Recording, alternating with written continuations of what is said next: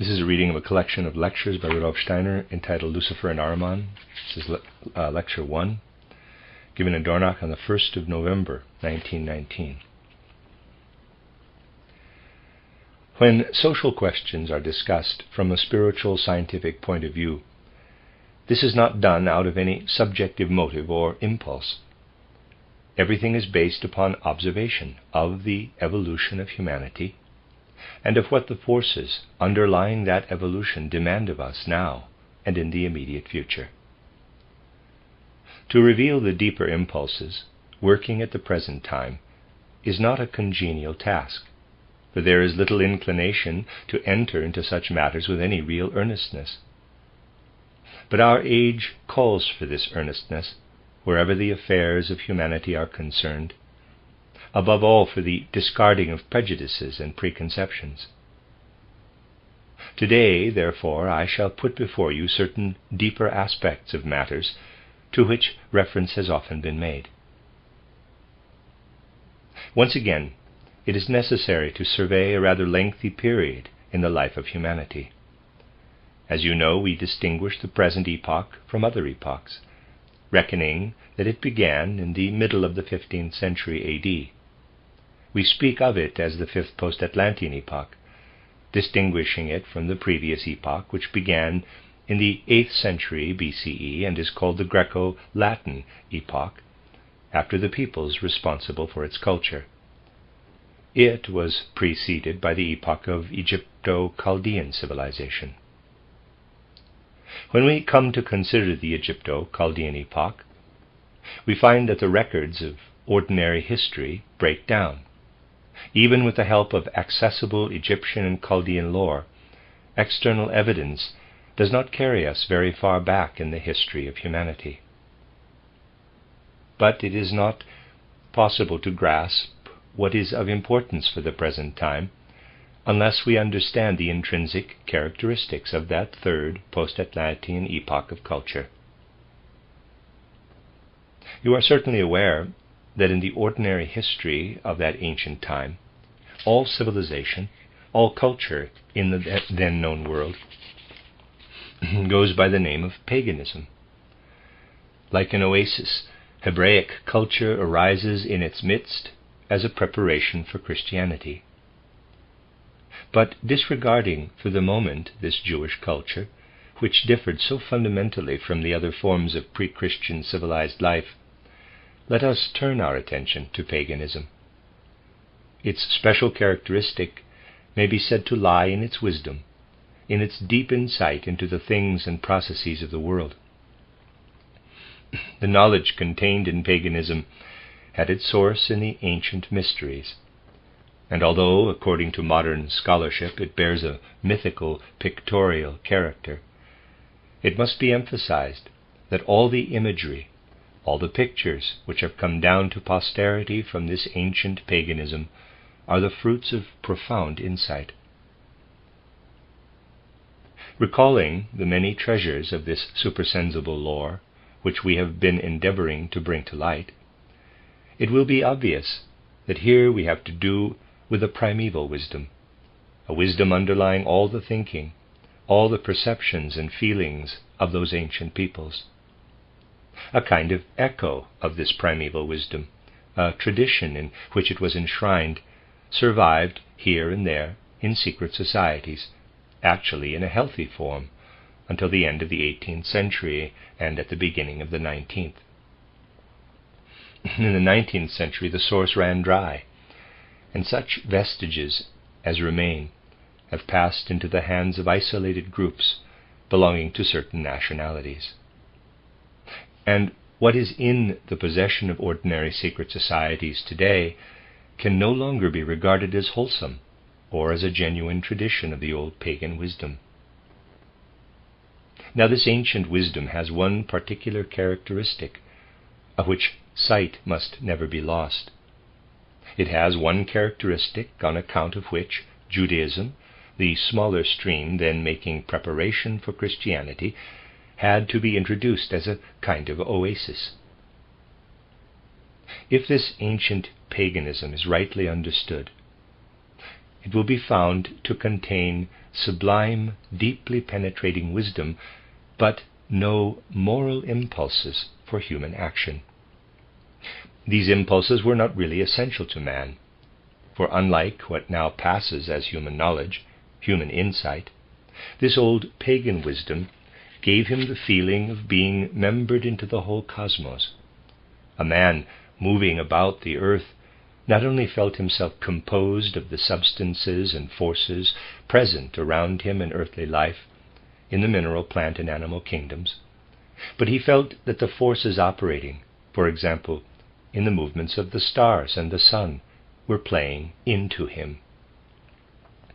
This feeling of being a member of the whole cosmos was not a mere abstraction, for from the mysteries he received directives based on the laws of the stars for his actions and whole conduct of life.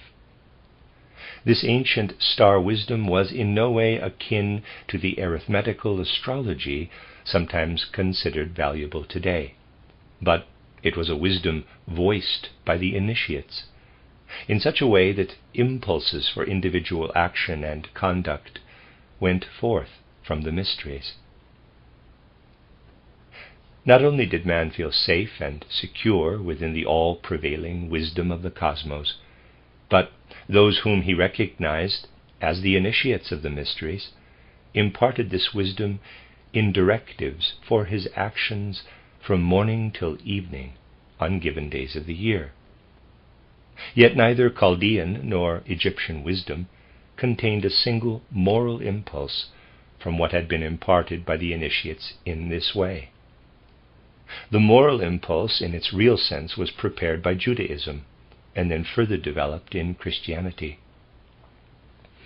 Inevitably the question arises, why is it that this sublime pagan wisdom, although it contained no moral impulse, was able, for example in ancient Greece, to come to flower in such beauty of art and grandeur of philosophy? If we were to go much farther back, to a time more than 3,000 years before the Christian era, we should find that together with the promptings of wisdom there did come a moral impulse, that the moral principles, the ethics needed by these men of old were contained in this wisdom. But a special ethos, a specific moral impulse, such as came with Christianity, was not an integral part of paganism. Why was this? It was because, through the millennia directly preceding Christianity, this pagan wisdom was inspired from a place far away in Asia, inspired by a remarkable being who had been incarnated in the distant East in the 3rd millennium before Christ, namely Lucifer. To the many things we have learned about the evolution of humanity, this knowledge too must be added, that just as there was the incarnation which culminated in Golgotha, the incarnation of Christ in the man, Jesus of Nazareth, there was an actual incarnation of Lucifer in far-off Asia, in the 3rd millennium BCE. And the source of inspiration for much ancient culture was what can only be described as an earthly incarnation of Lucifer in a man of flesh and blood. Even Christianity, even the mystery of Golgotha as enacted among men, was understood at first by the only means then available, namely the old Luciferic wisdom. The one-sidedness of the gnosis, for all its amazing profundity, stems from the influence that had spread from this Lucifer incarnation over the whole of the ancient world. The significance of the mystery of Golgotha cannot be fully grasped without the knowledge that rather less than 3,000 years previously there had been the incarnation of Lucifer. In order that the Luciferic inspiration might be lifted away from its one-sidedness, there came the incarnation of Christ, and with it the impulse for the education and development of European civilization and its American offshoot. But since the middle of the 15th century, since the impulse for the development of individuality, of personality, has been at work, this phase of evolution has also contained within it certain forces whereby preparation is being made for the incarnation of another supersensible being. Just as there was an incarnation of Lucifer in the flesh and an incarnation of Christ in the flesh, so before only a part of the third millennium of the post-Christian era has elapsed, there will be in the West an actual incarnation of Ahriman, Ahriman in the flesh. Humanity on earth cannot escape this incarnation of Ahriman. It will come inevitably. But what matters is that men shall find the right vantage point from which to confront it. Whenever preparation is being made for incarnations of this character, we must be alert to certain indicative trends in evolution. A being like Ahriman, who will incarnate in the West in time to come, prepares for this incarnation in advance.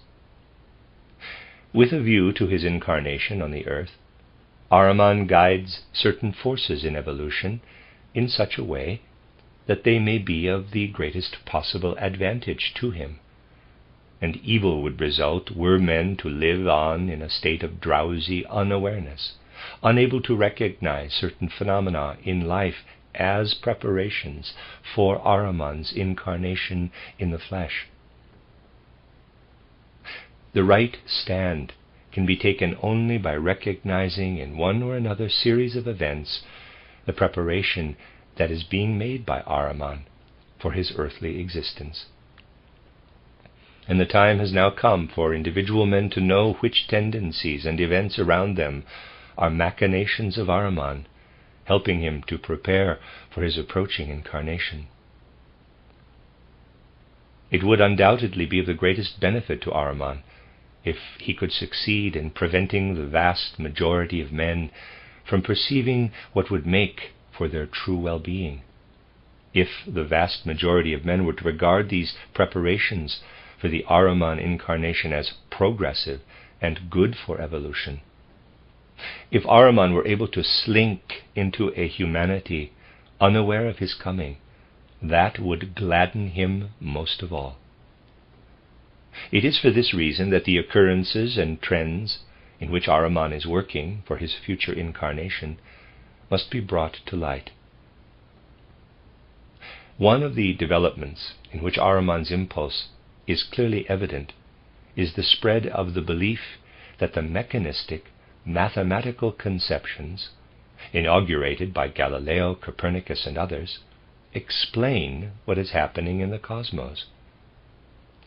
That is why anthroposophical spiritual science lays such stress upon the fact that spirit and soul must be discerned in the cosmos, not merely the mathematical mechanistic laws put forward by Galileo and Copernicus, as if the cosmos were some huge machine. It would augur success for Ahriman's temptings if men were to persist in merely calculating the revolutions of the heavenly bodies, in studying astrophysics for the sole purpose of ascertaining the material composition of the planets, an achievement of which the modern world is so proud. But woe betide if this Copernicanism is not confronted by the knowledge that the cosmos is permeated by soul and spirit. It is this knowledge that Ahriman, in preparing his earthly incarnation, wants to withhold from men. He would like to keep them so obtuse that they can grasp only the mathematical aspect of astronomy. Therefore he tempts many men to carry into effect their repugnance to knowledge concerning soul and spirit in the cosmos. That is only one of the forces of corruption poured by Ahriman into the souls of men. Another means of temptation connected with his incarnation, he also works in cooperation with the Luciferic forces. Another of his endeavors is to preserve the already widespread attitude that for the public welfare it is sufficient if the economic and material needs of men are provided for.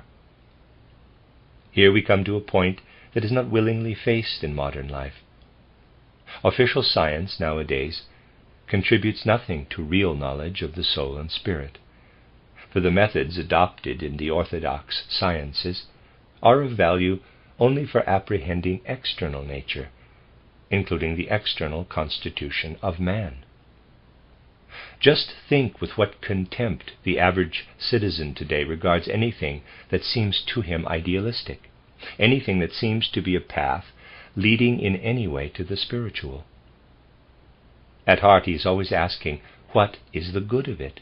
How will it help me to acquire this world's goods?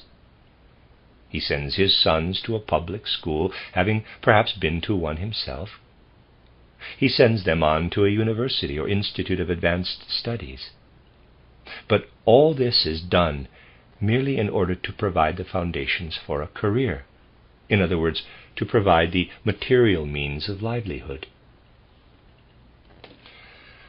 And now think of the consequences of this. What numbers of people there are today who no longer value the spirit for the sake of the spirit or the soul for the sake of the soul. They are out to absorb from cultural life only what is regarded as, in quotes, useful. This is a significant and mysterious factor in the life of modern humanity, and one that must be lifted into the full light of consciousness. The average citizen who works assiduously in his office from morning till evening, and then goes through the habitual evening routine, will not allow himself to get mixed up with what he calls the twaddle to be found in anthroposophy. It seems to him entirely redundant, for he thinks that is something one cannot eat. It finally comes to this, although people will not admit it, that in ordinary life nothing in the way of knowledge is considered really useful unless it helps to put food in the mouth. In this connection, men of today have succumbed to a strange fallacy. They do not believe that the spirit can be eaten, and yet the very ones who say this do eat the spirit. Although they may refuse to accept anything spiritual, nevertheless, with every morsel that passes through the mouth into the stomach, they are devouring the spiritual, but dispatching it along a path other than the path which leads to the real well-being of mankind. I believe that many Europeans think it is to the credit of their civilization to be able to say, "We are not cannibals." But these Europeans and their American affinities are nonetheless devourers of soul and spirit. The soulless devouring of material food leads to the sidetracking of the spirit. It is difficult to say these things today, for in the light of such knowledge, just think what would have to be said of a large section of modern culture. To keep men in the state of being devourers of the soul and spirit is one of Ahriman's impulses in preparation for his incarnation. To the extent to which men can be roused into conducting their affairs, not for material ends alone, and into regarding a free and independent spiritual life, equally with economic life, as an integral part of the social organism, to that same extent Ahriman's incarnation will be awaited with an attitude worthy of humanity. Another tendency in modern life of benefit to Ahriman in preparing his incarnation is all that is so clearly in evidence in nationalism. Whatever can separate men into groups, whatever can alienate them from mutual understanding the whole world over and drive wedges between them, strengthens Ahriman's impulse. In reality, we should recognize the voice of Ahriman in what is so often proclaimed nowadays as a new ideal, quote, freedom of the peoples, even the smallest, close quote, and so forth. But blood relationship has ceased to be the decisive factor. And if this outworn notion persists, we shall be playing straight into the hands of Ahriman. His interests are promoted too by the fact that men are taken up with the most divergent shades of party opinions, of which the one can be justified as easily as the other. A socialist party program and an anti-socialist program can be supported by arguments of equal validity. And if men fail to realize that this kind of, in quotes, proof lies so utterly on the surface that the no and the yes can both be justified with our modern intelligence, useful as it is for natural science but not for a different kind of knowledge, if men do not realize that this intelligence lies entirely on the surface, in spite of serving economic life so effectively, they will continue to apply it to social life and spiritual life irrespectively. One group will prove one thing, another its exact opposite, and as both proofs can be shown to be equally logical, hatred and bitterness, of which there is more than enough in the world, will be intensified. These trends too are exploited by Ahriman in preparation for his earthly incarnation. Again, what will be of particular advantage to him is the short-sighted, narrow conception of the gospel that is so prevalent today. You know how necessary it has become in our time to deepen understanding of the Gospels through spiritual science. But you also know how widespread is the notion that this is not fitting, that it is reprehensible to bring any real knowledge of the Spirit or of the cosmos to bear upon the Gospels. It is said that the Gospels must be taken, quote, in all their simplicity, close quote, just as they stand. I am not going to raise the issue that we no longer possess the true Gospels. The translations are not faithful reproductions of the authentic Gospels, but I do not propose to go into this question now.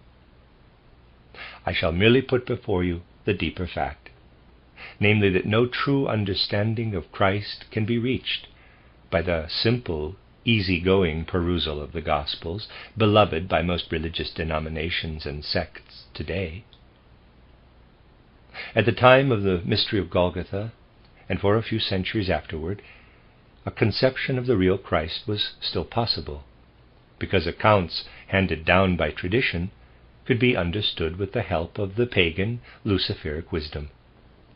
This wisdom has now disappeared, and what sects and denominations find in the Gospels does not lead men to the real Christ, for whom we seek through spiritual science, but to an illusory picture, at most to a sublimated hallucination of Christ.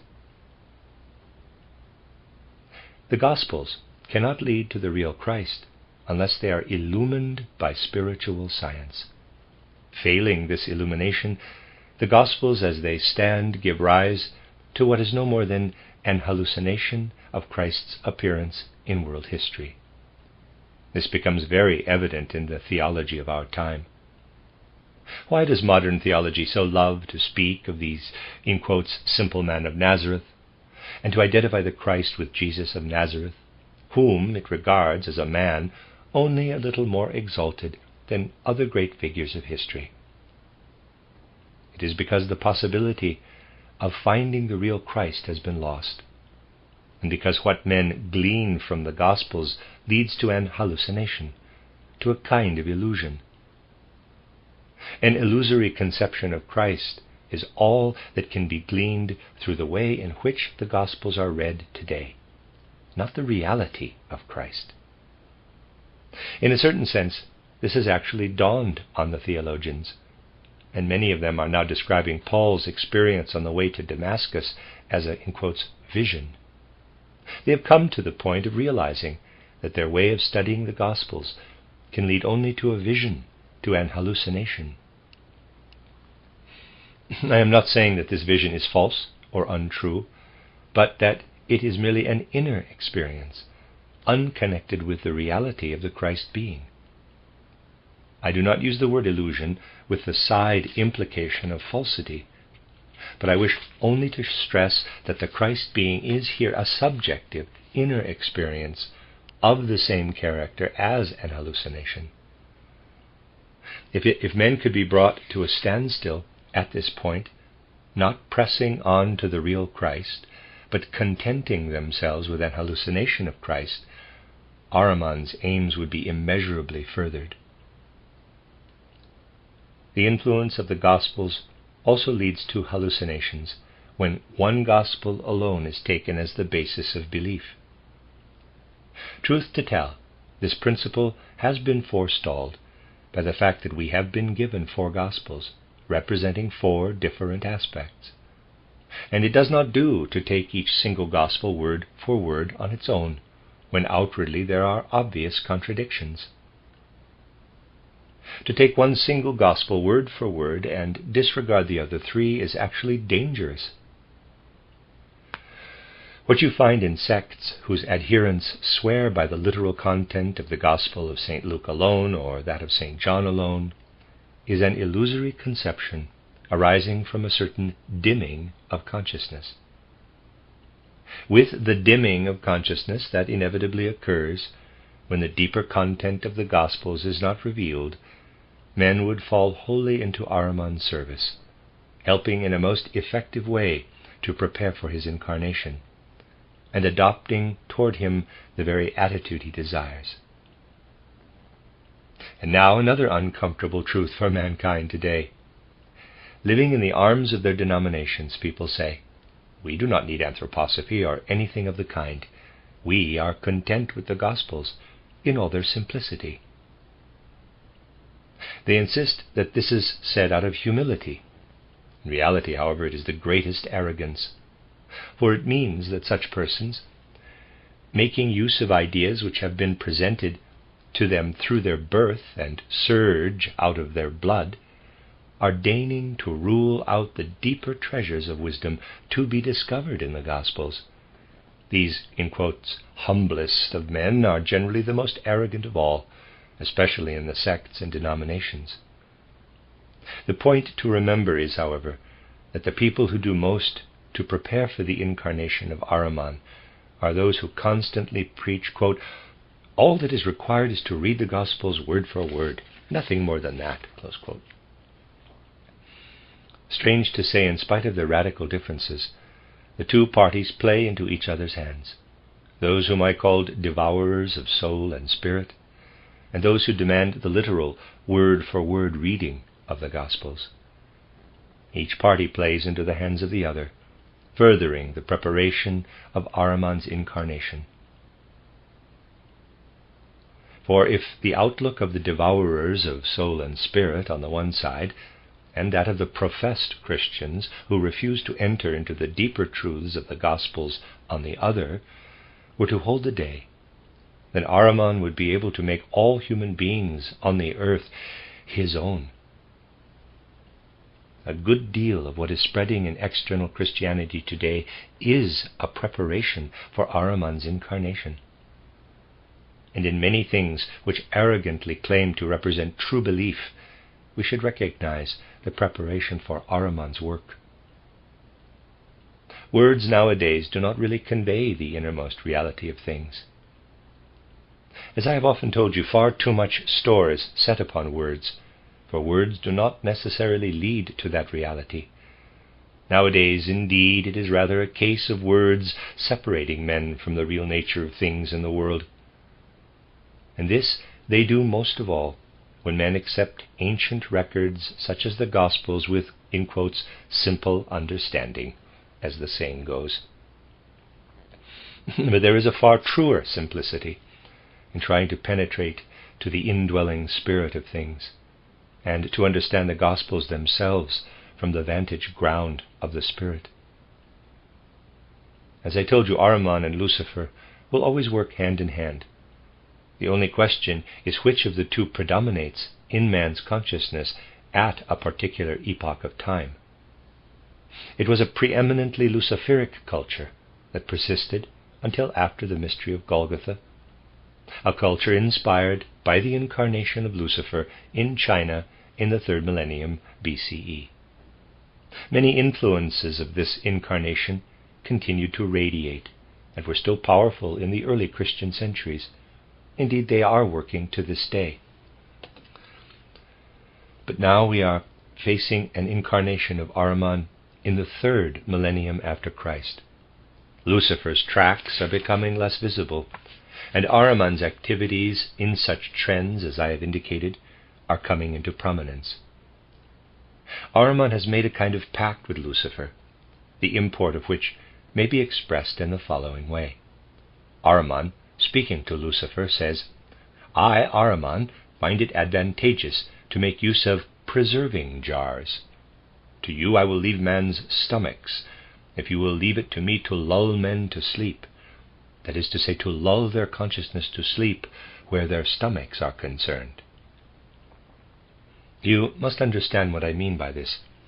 The consciousness of those human beings whom I have called devourers of soul and spirit is in a condition of dimness so far as their stomachs are concerned.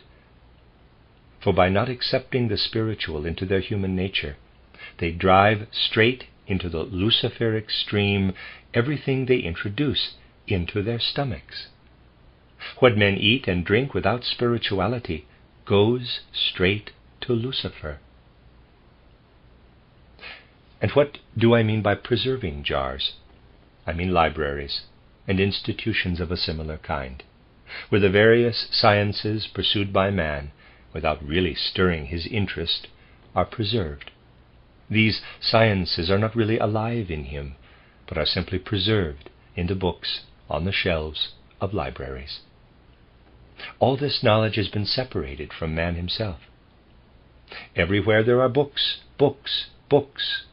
Every student, when he takes his doctor's degree, has to write a learned thesis, which is then put into as many libraries as possible. When the student wants to take up some particular post, again, he must write a thesis.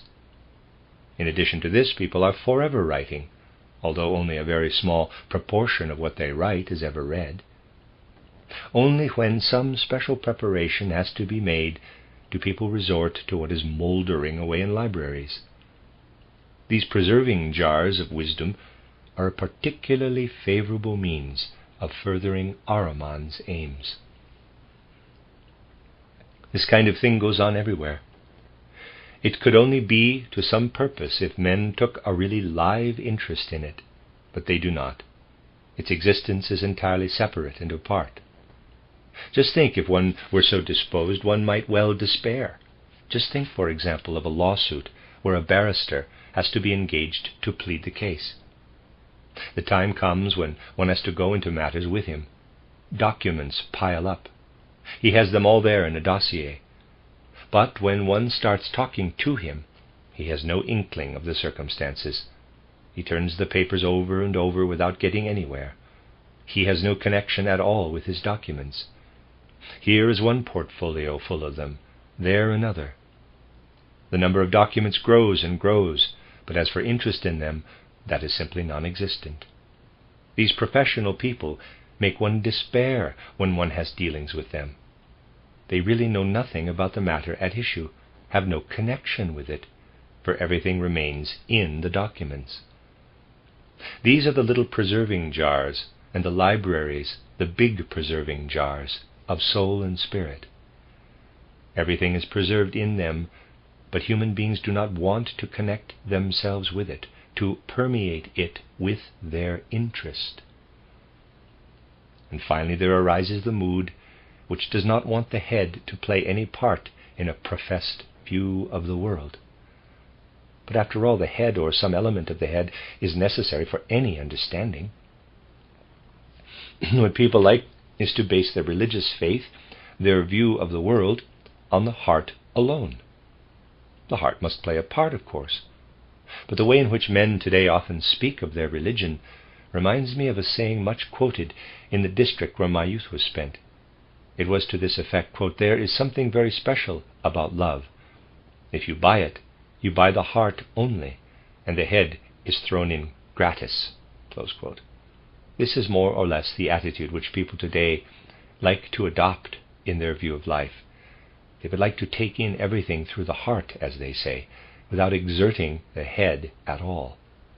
The heart cannot beat without the head, but the heart is well able to take things in if by heart here one really means the stomach.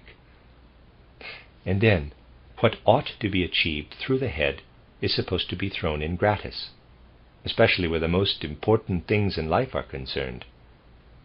It is very important indeed to pay heed to these matters, because in observing them it becomes evident what earnestness must be applied to life at this juncture, how necessary it is to learn from the illusions to which even the Gospels may give rise, and how dearly mankind today loves those illusions.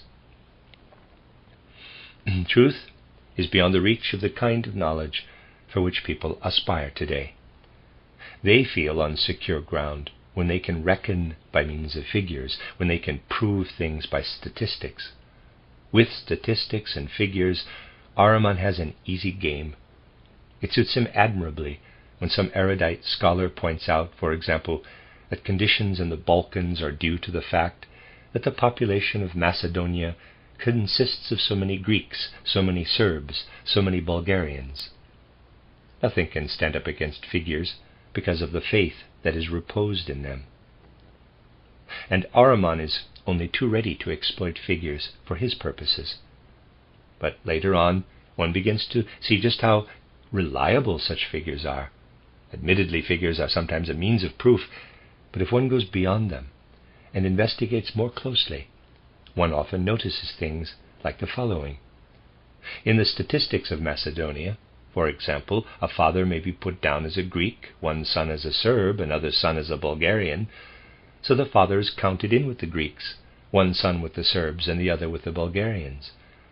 What would really help one to get at the truth, however, would be to discover how it has happened that in the same family one is said to be Greek, one Serbian and one Bulgarian, and how this affects the figures, rather than simply accepting the figures that people find so satisfactory today. If the father is Greek, then naturally the sons are Greek too. Figures are means whereby men are led astray in a direction favorable to Ahriman for his future incarnation in the 3rd millennium A.D. We shall speak of these things again in the lecture tomorrow, the end of Lecture 1. This is a reading of a collection of lectures by Rudolf Steiner entitled Lucifer and Ahriman, Lecture 2. Lecture 2 is given on November 2nd, 1919. The lecture yesterday will have shown you that if we are to acquire insight into the nature and evolution of man, we must be constantly mindful of the power and influence of Lucifer, of Christ, and of Ahriman. These influences were, of course, already at work in earlier stages of cosmic evolution, but in spheres where it was unnecessary for man to have clear consciousness of their effects.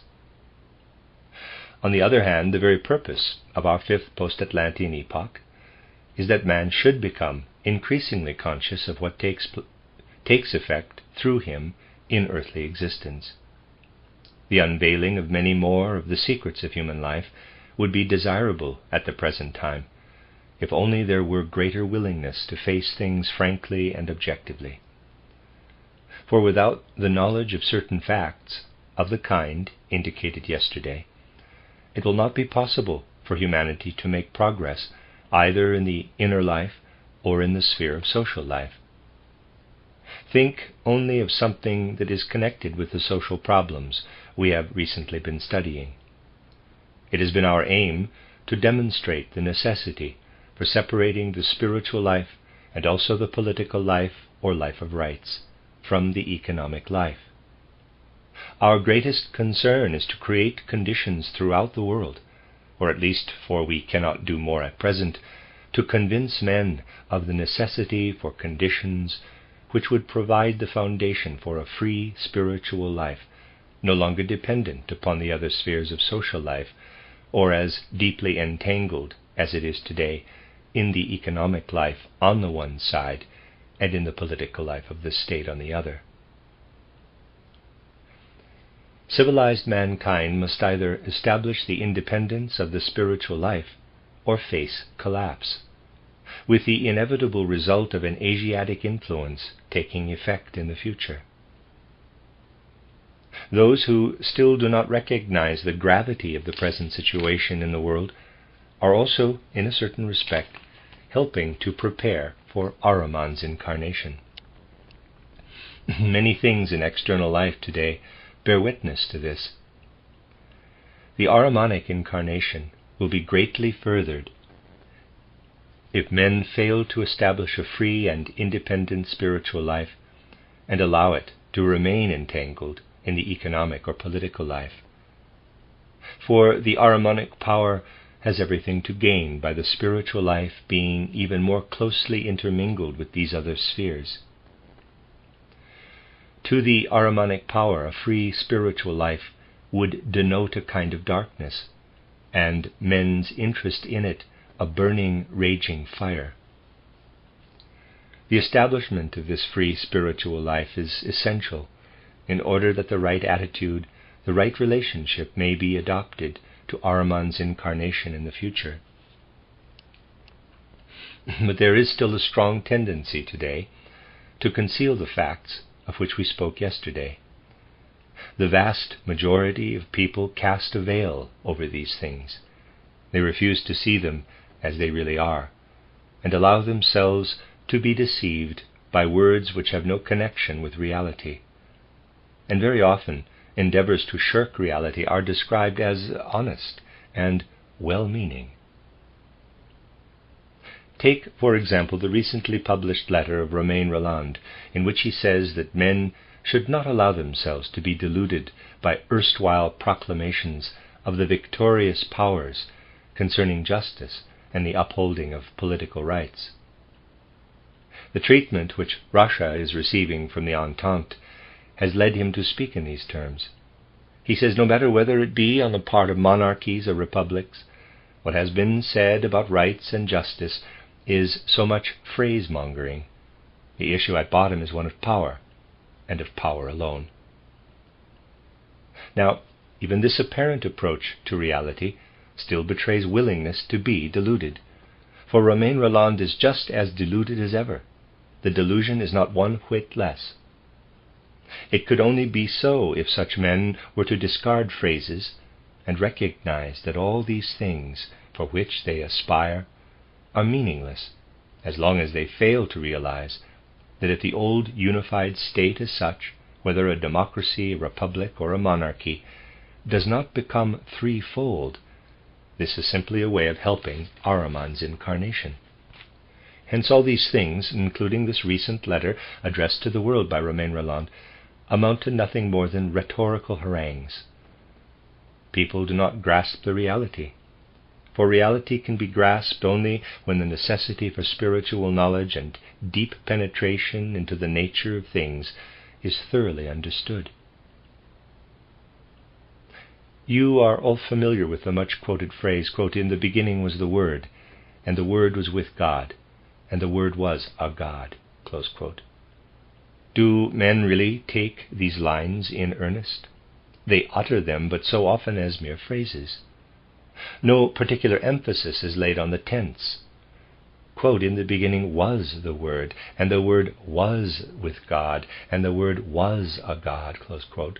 Word here must obviously have the meaning it bore in ancient Greece. It is not word as understood today, word as mere sound, but it is the inner spiritual reality. In either case, however, it is the imperfect tense that is employed. The implication, therefore, is, quote, "In the beginning the Word was, but it is no longer," close quote. Otherwise the sentence would run, quote, "Now is the Word, and the Word is not with God. It was with God, and a God was the Word, but is no longer," close quote. This, moreover, is what stands in the Gospel of St. John. Otherwise, what would be the meaning of the words immediately following, quote, "And the Word was made flesh and dwelt among us," close quote. This indicates a further evolution of the word. Word also means anything that man can acquire in the way of intellectual wisdom through his efforts and through his intelligence. But it must be quite clear to us that what word denotes here is not really the goal for which man must strive at the present time or in the immediate future. To express what is now the goal, we should have to say, quote, "Let man seek for the Spirit that reveals itself in the Word, for the Spirit is with God, and the Spirit is a God." Close quote. Mankind must press on from the Word to the Spirit, to perception and knowledge of the Spirit. When I remind you of these first verses of the Gospel of St. John, you will realize what little inclination there is today to take such things in earnest and to surmount the arbitrary interpretations so often accepted in matters of the greatest moment. Human intelligence itself must be quickened and illumined by what is revealed in spiritual vision. Not that actual seership is essential. What matters is that the fruits of spiritual vision shall be understood. I have repeatedly emphasized that today it is not the seer alone who can apprehend the truth of clairvoyant experience. This apprehension is within the power of everyone at the present time, because the spiritual capacities of men are sufficiently mature if they will but resolve to exercise them, and are not too indolent to do so. But if the level befitting humanity is to be achieved, such things as were mentioned in the lecture yesterday must be taken in deep earnestness. I used a trivial example to show you how easy it is to be deluded by figures and numbers. Is there not a great deal of superstition where numbers are concerned? What can in some way be counted is accepted in science. Natural science loves to weigh, to compute, and social science loves statistics. Again, a matter of computation and reckoning. It will be difficult indeed for men to bring themselves to admit that all knowledge of the external world acquired through measure and number is so much delusion. To measure, what does it mean in reality? It means to compare something with a given dimension, be it length or volume. I can measure a line if you compare it with a line twice, 3 times, 4 times, etc. smaller. In such measurements, no matter whether of lengths or surfaces or weights, the qualitative element is entirely lacking. The number 3 always remains the same, whether one is counting sheep, human beings, or politicians. It is not a matter of the qualitative, but only of the quantum, the quantitative. The essential principle of volume and number is that the qualitative is left out of account. But for that very reason, all knowledge derived from the principles of volume and measure is illusion.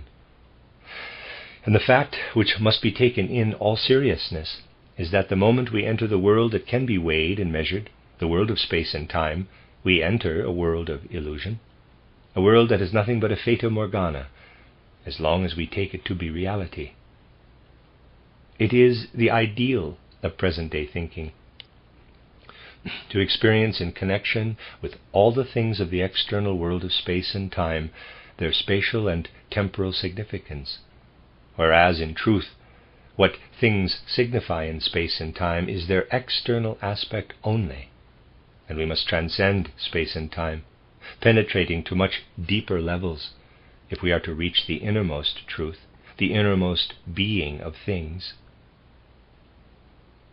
And so a future must come when men will be able to say, yes, with my intelligence I can apprehend the external world in the way that is the ideal of natural science, but the vista thus presented to me is wholly Ahrimanic. This does not mean that natural science is to be ignored or put aside.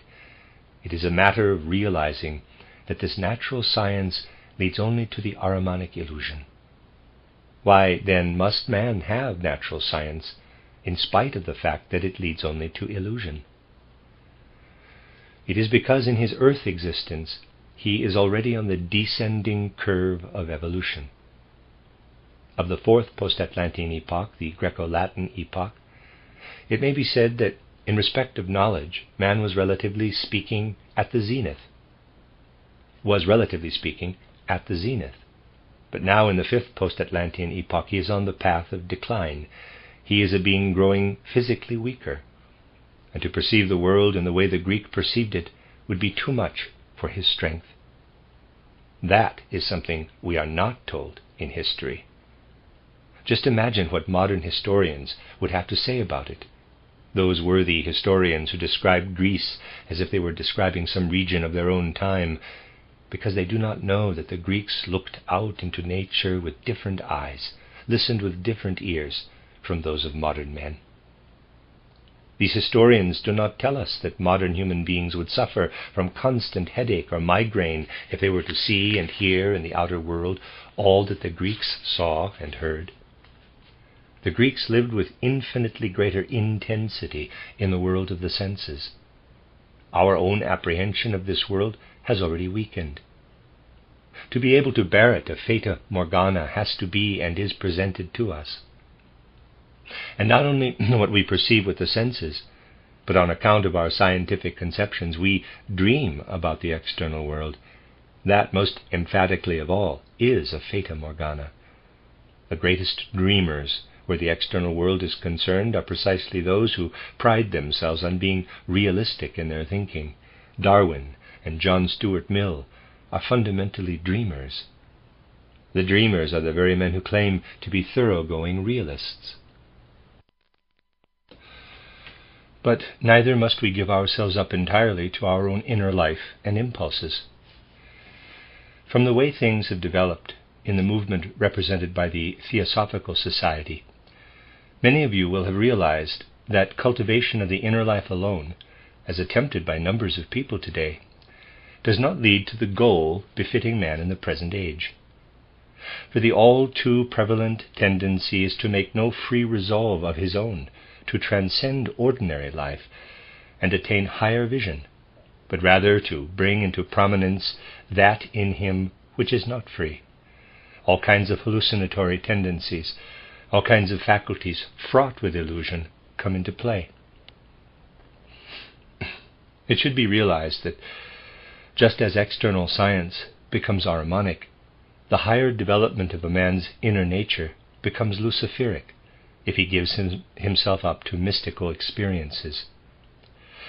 The Luciferic tendency wakens and becomes especially powerful in everyone who, without the self-training described in the book titled Knowledge of the Higher Worlds and Its Attainment, sets about any mystical deepening of the impulses already inherent in his nature.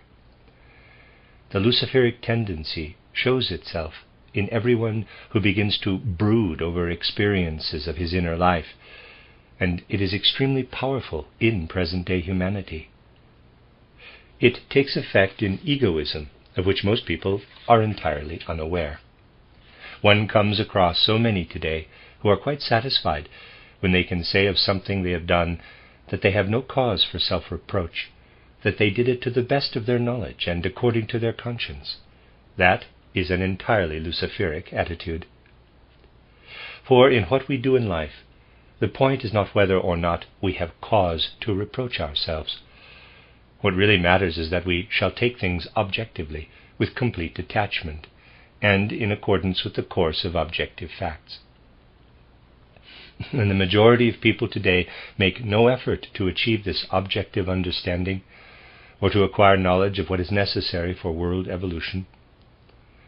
Therefore, spiritual science must emphasize the following: that Ahriman is actually preparing for his incarnation, where we can recognize how he is preparing for it, and with what attitude it must be confronted. In such questions, the point is not to say, we do this or that in order that we may have no cause for self-reproach, but to learn to recognize the objective facts. We must come to know what is at work in the world, and act accordingly, for the world's sake. It all amounts to this, that modern man only speaks truly of himself when he says that he hovers perpetually between two extremes, between the Ahrimanic on the one side, where he is presented with the outer delusion, a fata morgana, and on the other, the Luciferic element within him, which induces the tendency to illusions, hallucinations, and the like. The Ahrimanic tendencies in man today live themselves out in science, the Luciferic tendencies in religion, while in art he swings between the one extreme and the other. In recent times, the tendencies of some artists have been more Luciferic. They are the expressionists. The tendencies of the others have been more Ahrimanic. They are the impressionists. And then, vacillating between all this, there are the people who want to be neither the one nor the other, who do not rightly assess either the Luciferic or the Ahrimanic, but want to avoid both. Ahriman, no, that I must not, will not do, for it would take me into the realm of the Ahrimanic. That I must not, will not do, for it would take me into the realm of the Luciferic. They want to be virtuous, avoiding both the Ahrimanic and the Luciferic. But the truth of the matter is that Lucifer and Ahriman must be regarded as scales of a balance, and it is we who must hold the beam in equipoise. And how can we train ourselves to do this? By permeating what takes Ahrimanic form within us with a strongly Luciferic element. What is it that arises in modern man in an Ahrimanic form? It is his knowledge of the outer world. There is nothing more Ahrimanic than this knowledge of the material world, for it is sheer illusion. Nevertheless, if the fata morgana that arises out of chemistry, out of physics, out of astronomy and the like, can fill us with fiery enthusiasm and interest, then through our interest, which is itself Luciferic, we can wrest from Ahriman what is his own. That, however, is just what human beings have no desire to do. They find it irksome. And many people who flee from external materialistic knowledge are misconceiving their task and preparing the best possible incarnation for Ahriman in earth existence. Again, what wells up in man's inmost being today is very strongly Luciferic. How can we train ourselves rightly in this direction?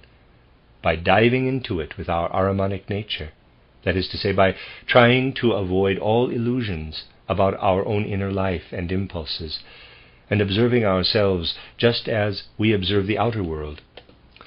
Modern man must realize how urgent it is to educate himself in this way.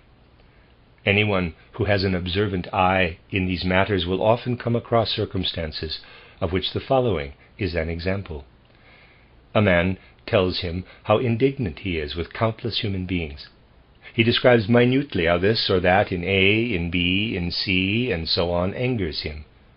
He has not an inkling that he is simply talking about his own characteristics. This peculiarity in human beings was never so widespread as it is today, and those who believe they are free of it are the greatest culprits. The essential is that man should approach his own inner nature with Ahrimanic cold-bloodedness and dispassion. His inner nature is still fiery enough, even when cooled down in this way. There is no need to fear that it will be overcooled. If the right stand is to be taken to Ahriman's future incarnation, men must become more objective where their own impulses are concerned, and far, far more subjective where the external world is concerned, not by introducing pictures of fantasy, but by bringing interest, alert attention, and devotion to the things of immediate life. When men find one thing or another in outer life tedious, possibly because of the education they have received or because of other circumstances, the path which Ahriman wants to take for the benefit of his incarnation is greatly smoothed. Tedium is so widespread nowadays. I have known numbers of people who find it irksome to acquaint themselves, for example, with banking procedure, or the stock exchange, or single or double entry in bookkeeping. But that is never the right attitude. It simply means that the point has not been discovered where a thing burns with interest. Once this point is reached, even a dry cash book can become just as interesting as Schiller's Maid of Orleans or Shakespeare's Hamlet or anything else, even Raphael's Sistine Madonna. It is only a question of finding the point at which every single thing in life becomes interesting. What I have just said may make you think that all these matters are very paradoxical. but in reality they are not. It is man who is paradoxical in his relationship to truth. What he must realize, and this is a dire necessity today, is that he, not the world, is at fault. Nothing does more to prepare the path for Ahriman's incarnation than to find this or that tedious, to consider oneself superior to one thing or another, and refuse to enter into it. Again, it is the same question of finding the point where everything is of interest. It is never a matter of a subjective rejection or acceptance of things, but of an objective recognition of the extent to which things are either Luciferic or Ahrimanic, with the result that the scales are overweighted on the one side or the other. To be interested in something does not mean that one considers it justifiable. It means simply that one develops an inner energy to get to grips with it and steer it into the right channel. As some of you may know, it is a long time ago now, a number of friends bought themselves books on mathematics. A kind of sporting spirit had crept into them. They bought the works of Lubsin, but it was not long before most of the volumes found their way to library shelves, and the mathematical knowledge was not much in evidence. This, of course, is not meant as a hint to tackle the matter again. I am making no such suggestion. But to come to grips with something in which to begin with one is not interested at all, in order that a new understanding of world existence may arise, that is of untold significance. For such things as I want to bring home to you in these lectures, how Lucifer and Ahriman intervene in the evolution of mankind side by side with the Christ impulse, these things must be taken in all earnestness, and their consequences rightly assessed.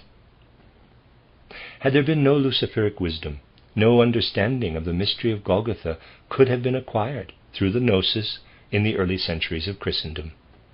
Understanding of the mystery of Golgotha diminished with the fading of the Luciferic wisdom. And where is there any evidence today of such understanding? The fact that understanding cannot be found through external Ahrimanic science is perceived by those who, to some extent, recognize its characteristics. Take, for example, a man like Cardinal Neumann, a very significant figure in the sphere of religion during the second half of the 19th century. At his investiture as cardinal in Rome, he declared that he could see no salvation for the religious development of mankind other than a new revelation. Footnote, see his speech in Rome, May 12, 1879, when he had been raised to the rank of cardinal. Quote, "Hitherto the civil power has been Christian. Even in countries separated from the Church, as in my own, the dictum was in force, when I was young, that Christianity was the law of the land. Now everywhere that goodly framework of society, which is the creation of Christianity, is throwing off Christianity. The dictum to which I have referred, with 100 others which followed upon it, is gone, or is going everywhere.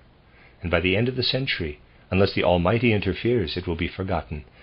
Close quote from the Life of John Henry Neumann by Wilfrid Ward, Volume 2, page 460, end of footnote. But there it remained. He himself showed no special inclination to receive anything of the new spiritual life that can now stream into humanity out of the spiritual worlds. What he said remained in the sphere of abstraction. In very truth, humanity needs a new revelation. Of this there is evidence on all sides. There have been discussions recently about the deterioration in morals and in the general attitude to morality during the last 4 or 5 years. The conclusion reached is that denominational religious instruction must be introduced more intensively into the schools. But it cannot be emphasized often enough that this instruction was already being given, and the times are supposed to have come under its influence. If the old denominational instruction is again to be introduced, we shall simply be beginning the whole process over again. In a short time we shall be back where we were in 1914. It is in the highest degree important to realize that in the subconsciousness of human beings there are longings quite different in character from what comes to expression on the surface. When we founded the Waldorf School in Stuttgart earlier this year, we were obliged to arrange for the religious instruction to be divided among the various clergy. The particular hours devoted to religious instruction, which is given by a Catholic priest for the Catholic children and by an evangelical pastor for the evangelicals. I shall not speak of the difficulties that came from the side of the priests. That is a chapter by itself. What I do want to say, however, is that an immediate desire was expressed for religious teaching apart from any denomination. At first I thought that the attendance would be insignificant in comparison with the numbers attending the denominational instruction. But in spite of the fact that soon there will not be a single pulpit in Stuttgart from which invectives are not poured on anthroposophy, a large number of children, 5 times as many as we expected, have asked for a kind of anthroposophical instruction in religion, and the class has had to be divided into 2. Subjectively, this may not be altogether welcome, for it may prove to be a rod for our own backs. But of that I do not want to speak. I want only to show that there is a longing for progress in human beings, but that they are asleep and do not perceive that forces are keeping these longings in subjection. And moreover, the courage to bring these longings to the surface is very largely lacking. Just think what the effect could be of knowledge such as that of the future incarnation of Ahriman, who is preparing for it by means I have been describing both yesterday and today. It is essential to inform ourselves objectively about these things, in order that we may take the right stand toward what is going on around us in the way of preparation for the Ahriman incarnation. Only if you apply deep and mature reflection to what has been said in these lectures about the Ahrimanic currents will you be able to apprehend the gravity of the present situation. The end of Lecture 2. This is a reading of a collection of lectures by Rudolf Steiner entitled Lucifer and Ahriman. This is Lecture 3. The phase of evolution, beginning in our own time, has a very special character. The same may, of course, be said of each epoch, but in every case it is a matter of defining the particular characteristics. The present phase of evolution may be characterized in a general way by saying that all the experiences confronting mankind in the physical world during the Earth's further existence will represent a decline, a retrogression. The time when human progress was made possible through the constant refinement of the physical forces is already over. In the future, too, mankind will progress, but only through spiritual development, through development on a higher level than that of the processes of the physical plane. Men who rely entirely on the processes of the physical plane will find in them no source of satisfaction.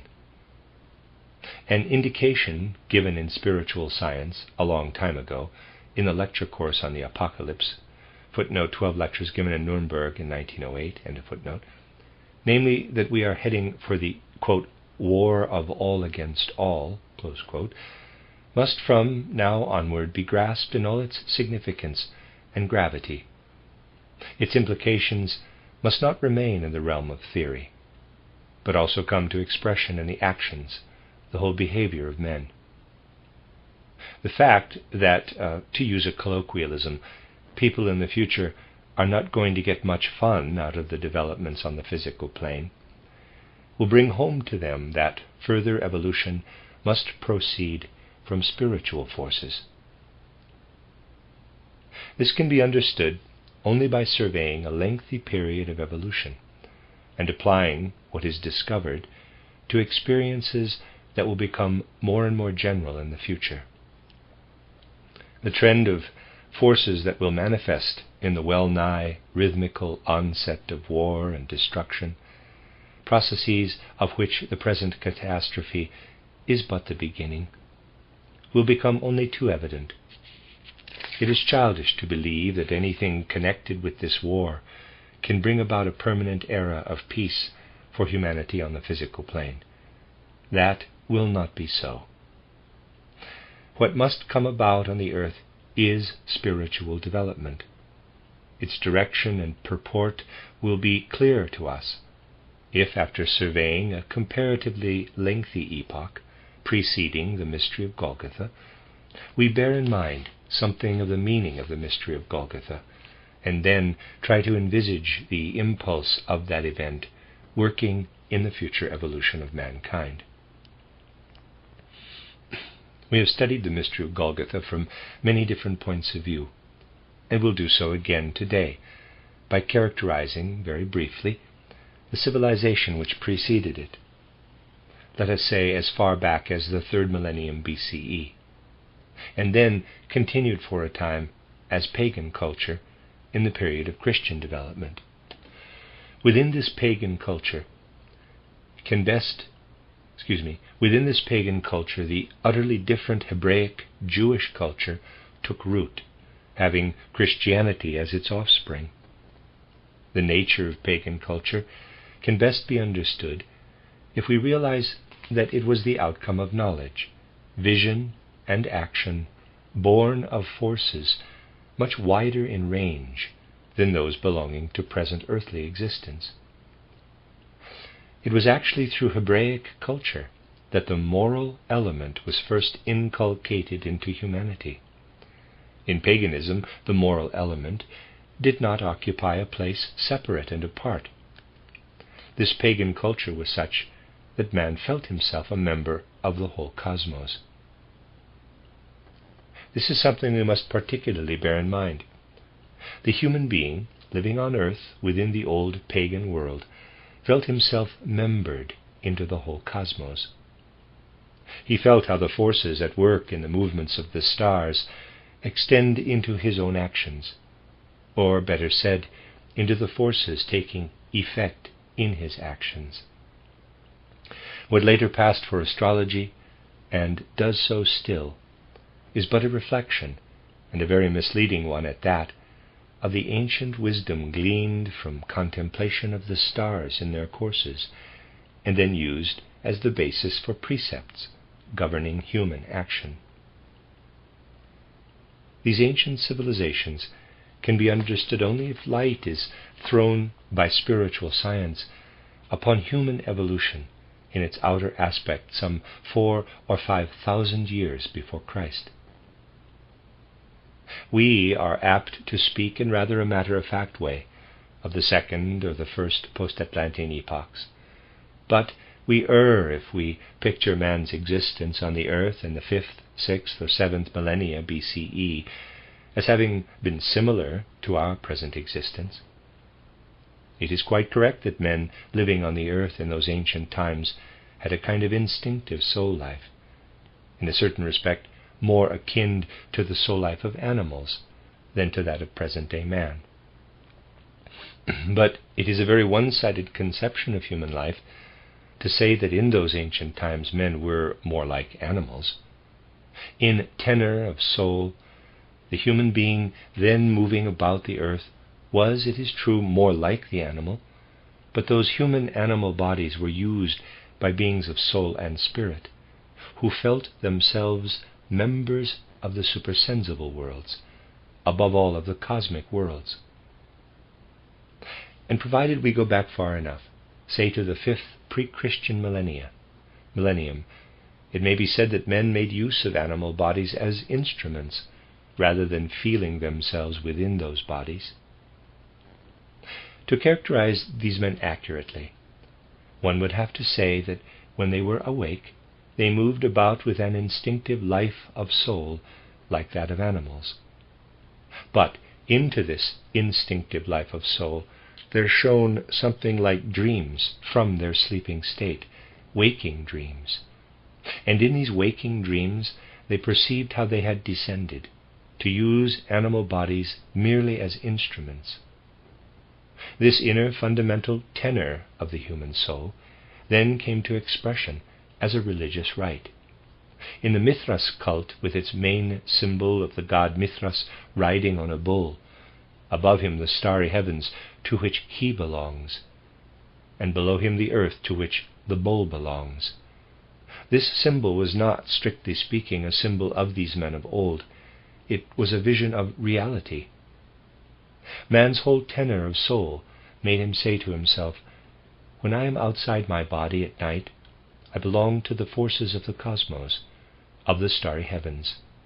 When I wake in the morning, I make use of animal instincts in an animal body." Then human evolution passed, figuratively speaking, into a period of twilight. A certain dimness, a certain lethargy spread over the life of humanity. The cosmic dreams receded and instinct gained the upper hand. The attitude of soul formerly prevailing in men was preserved through the mysteries, mainly through the Asiatic mysteries.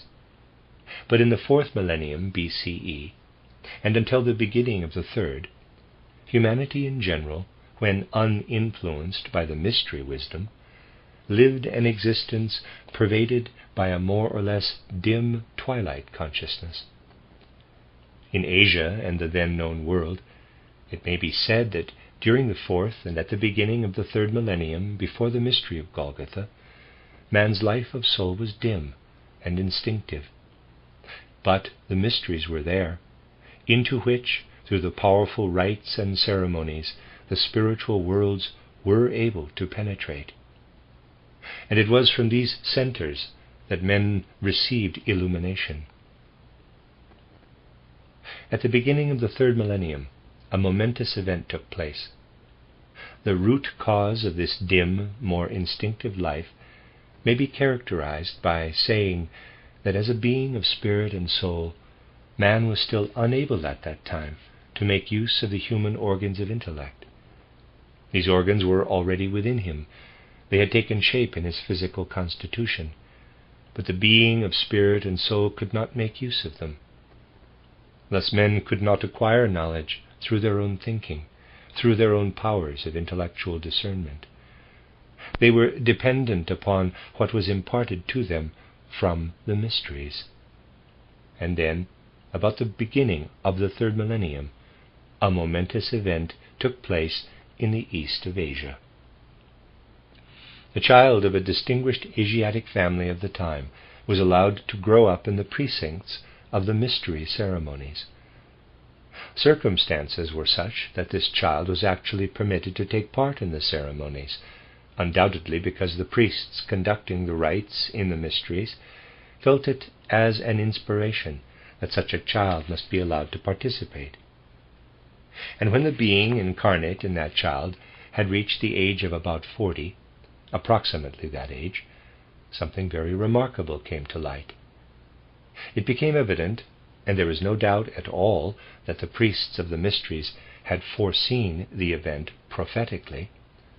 It became evident that this man, who had been allowed to grow up in the precincts of one of the mystery centers in East Asia, began suddenly, at the age of about 40, to grasp, through the faculty of human intellect itself, what had formerly come into the mysteries through revelation, and only through revelation. He was, as it were, the first to make use of the organs of human intellect, but still in association with the mysteries. Translating into terms of our present language how the priests of the mysteries spoke of this matter, we must say, in this man Lucifer himself was incarnated, no more and no less than that. It is a significant, momentous fact that in the 3rd millennium before Christ, an incarnation of Lucifer in the flesh actually took place in the east of Asia. And from this incarnation of Lucifer in the flesh, that this being became a teacher, there went forth what is described as the pre-Christian pagan culture which still survived in the gnosis of the earliest Christian centuries. It would be wrong to pass derogatory judgment on this Lucifer culture. For all the beauty produced by Greek civilization, even the insight that is still alive in ancient Greek philosophy and in the tragedies of Aeschylus, would have been impossible without this Lucifer incarnation. The influence of the Lucifer incarnation was still powerful in the south of Europe, in the north of Africa, and in Asia Minor during the first centuries of Christendom. And when the mystery of Golgotha had taken place on earth, It was essentially the Luciferic wisdom through which it could be understood. The Gnosis, which set about the task of grasping the import of the mystery of Golgotha, was impregnated through and through with Luciferic wisdom. It must therefore be emphasized, firstly, that at the beginning of the third millennium BCE, there was a Chinese incarnation of Lucifer. At the beginning of our own era, the incarnation of Christ took place. And to begin with, the significance of the incarnation of Christ was grasped because the power of the old Lucifer incarnation still survived.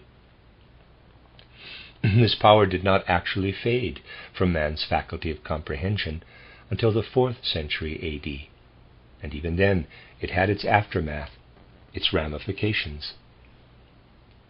To these two incarnations, the Lucifer incarnation in ancient times and the incarnation of Christ which gives the earth its meaning, a third incarnation will be added in a future not so very far distant. And the events of the present time are already moving in such a way as to prepare for it. Of the incarnation of Lucifer at the beginning of the 3rd millennium BCE, we must say, through Lucifer, man has acquired the faculty of using the organs of his intellect, of his power of intellectual discernment. It was Lucifer himself in a human body who was the first to grasp through the power of intellect what formerly could be imparted to man only through revelation, namely the content of the mysteries.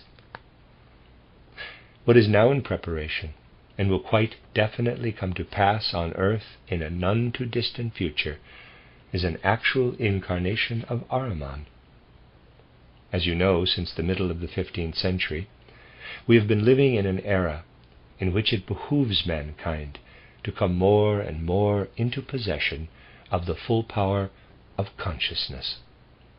It is of the very greatest importance that men should approach the coming incarnation of Ahriman with full consciousness of this event. The incarnation of Lucifer could be recognized only by the prophetic insight of the priests of the mysteries. Men were also very unconscious of what the incarnation of Christ and the event of Golgotha really signified. But they must live on toward the incarnation of Ahriman with full consciousness amid the shattering events which will occur on the physical plane. Amid the perpetual stresses of war and other tribulations of the immediate future, the human mind will become very inventive in the domain of physical life.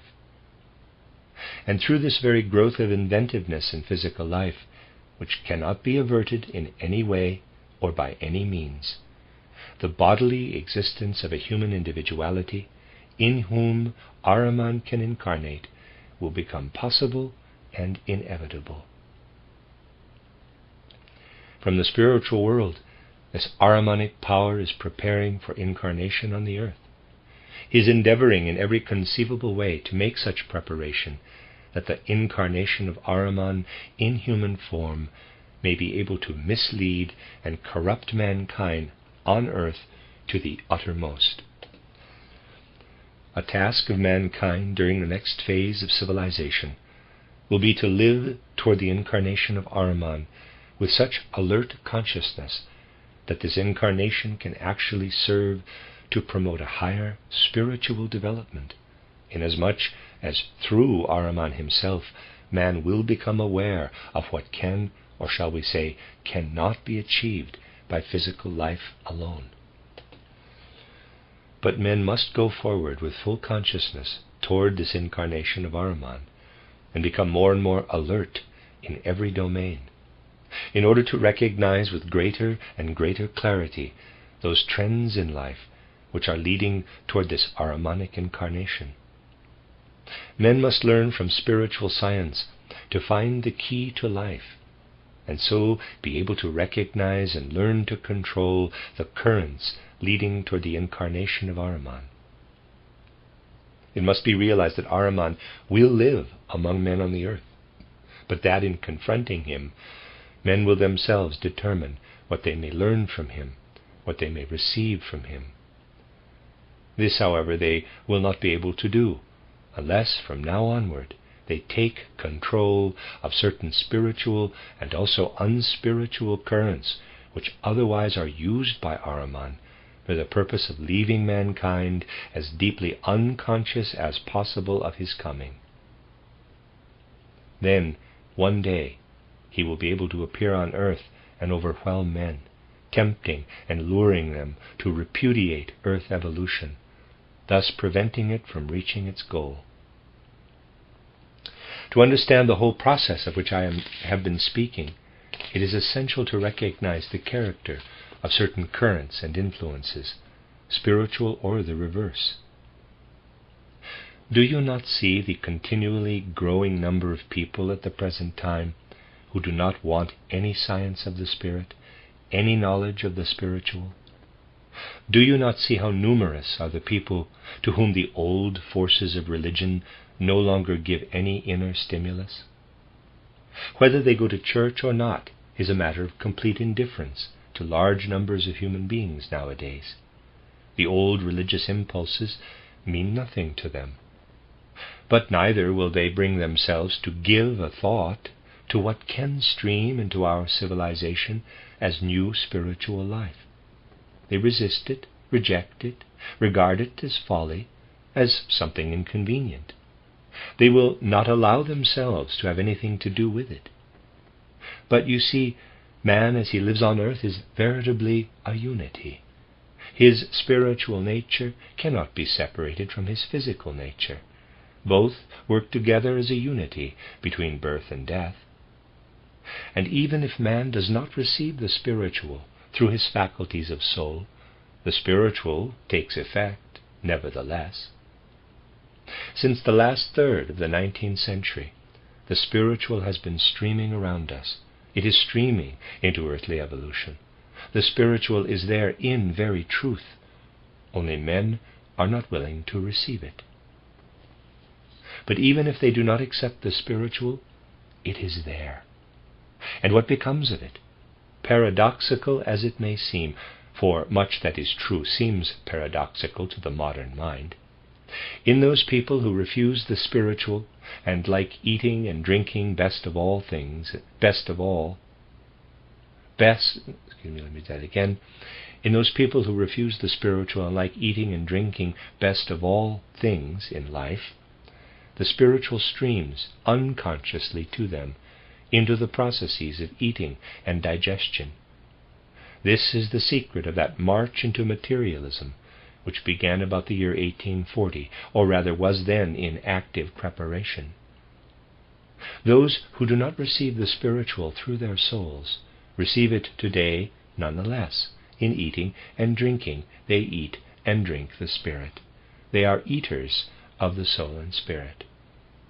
And in this way the spirit that is streaming into earth evolution passes over into the Luciferic element, is conveyed to Lucifer. Thereby the Luciferic power, which can then be of help to the Ahrimanic power for its later incarnation, is constantly strengthened. This must come to the knowledge of those who admit the fact that in the future men will either receive spiritual knowledge consciously or consume the spirit unconsciously, thereby delivering it into the hands of the Luciferic powers. This stream of spirit and soul consumption is particularly encouraged by Ahriman, because in this way he can lull mankind into greater and greater drowsiness, so that then through his incarnation he will be able to come among men and fall upon them unawares, because they do not confront him consciously. But Ahriman can also make direct preparation for his incarnation, and he does so. Certainly, men of our day also have a spiritual life, but it is purely intellectual, unconnected with the spiritual world. This purely intellectual life is becoming more and more widespread. At first it took effect mainly in the sciences, but now it is leading to mischiefs of every kind in social life as well. What is the essential character of this intellectual life? This intellectual life has very little to do with the true interests of men. I ask you, how many teachers do you not see today passing in and out of higher and lower educational institutions without bringing any inner enthusiasm to their science, but pursuing it merely as a means of livelihood. In such cases, the interest of the soul is not directly linked with the actual pursuit. The same thing happens even at school. Think how much is learned at the various stages of life without any real enthusiasm or interest. How external the intellectual life is becoming for many people who devote themselves to it. And how many there are today who are forced to produce a mass of intellectual material which is then preserved in libraries, and as spiritual life is not truly alive. Everything that is developing as intellectual life without being suffused by warmth of soul, without being quickened by enthusiasm, directly furthers the incarnation of Ahriman in a way that is after his own heart. It lulls men to sleep in the way I have described, so that its results are advantageous to Ahriman. There are numerous other currents in the spiritual or unspiritual life which Ahriman can turn to his advantage.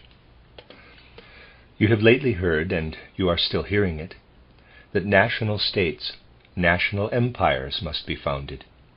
A great deal is said about freedom of the individual peoples.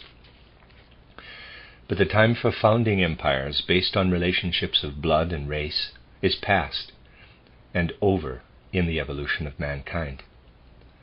If an appeal is made today to national, racial, or similar relationships, to relationships arising out of the intellect and not out of the spirit, then disharmony among mankind will be intensified. And it is this disharmony among mankind which Ahrimanic power can put to special use.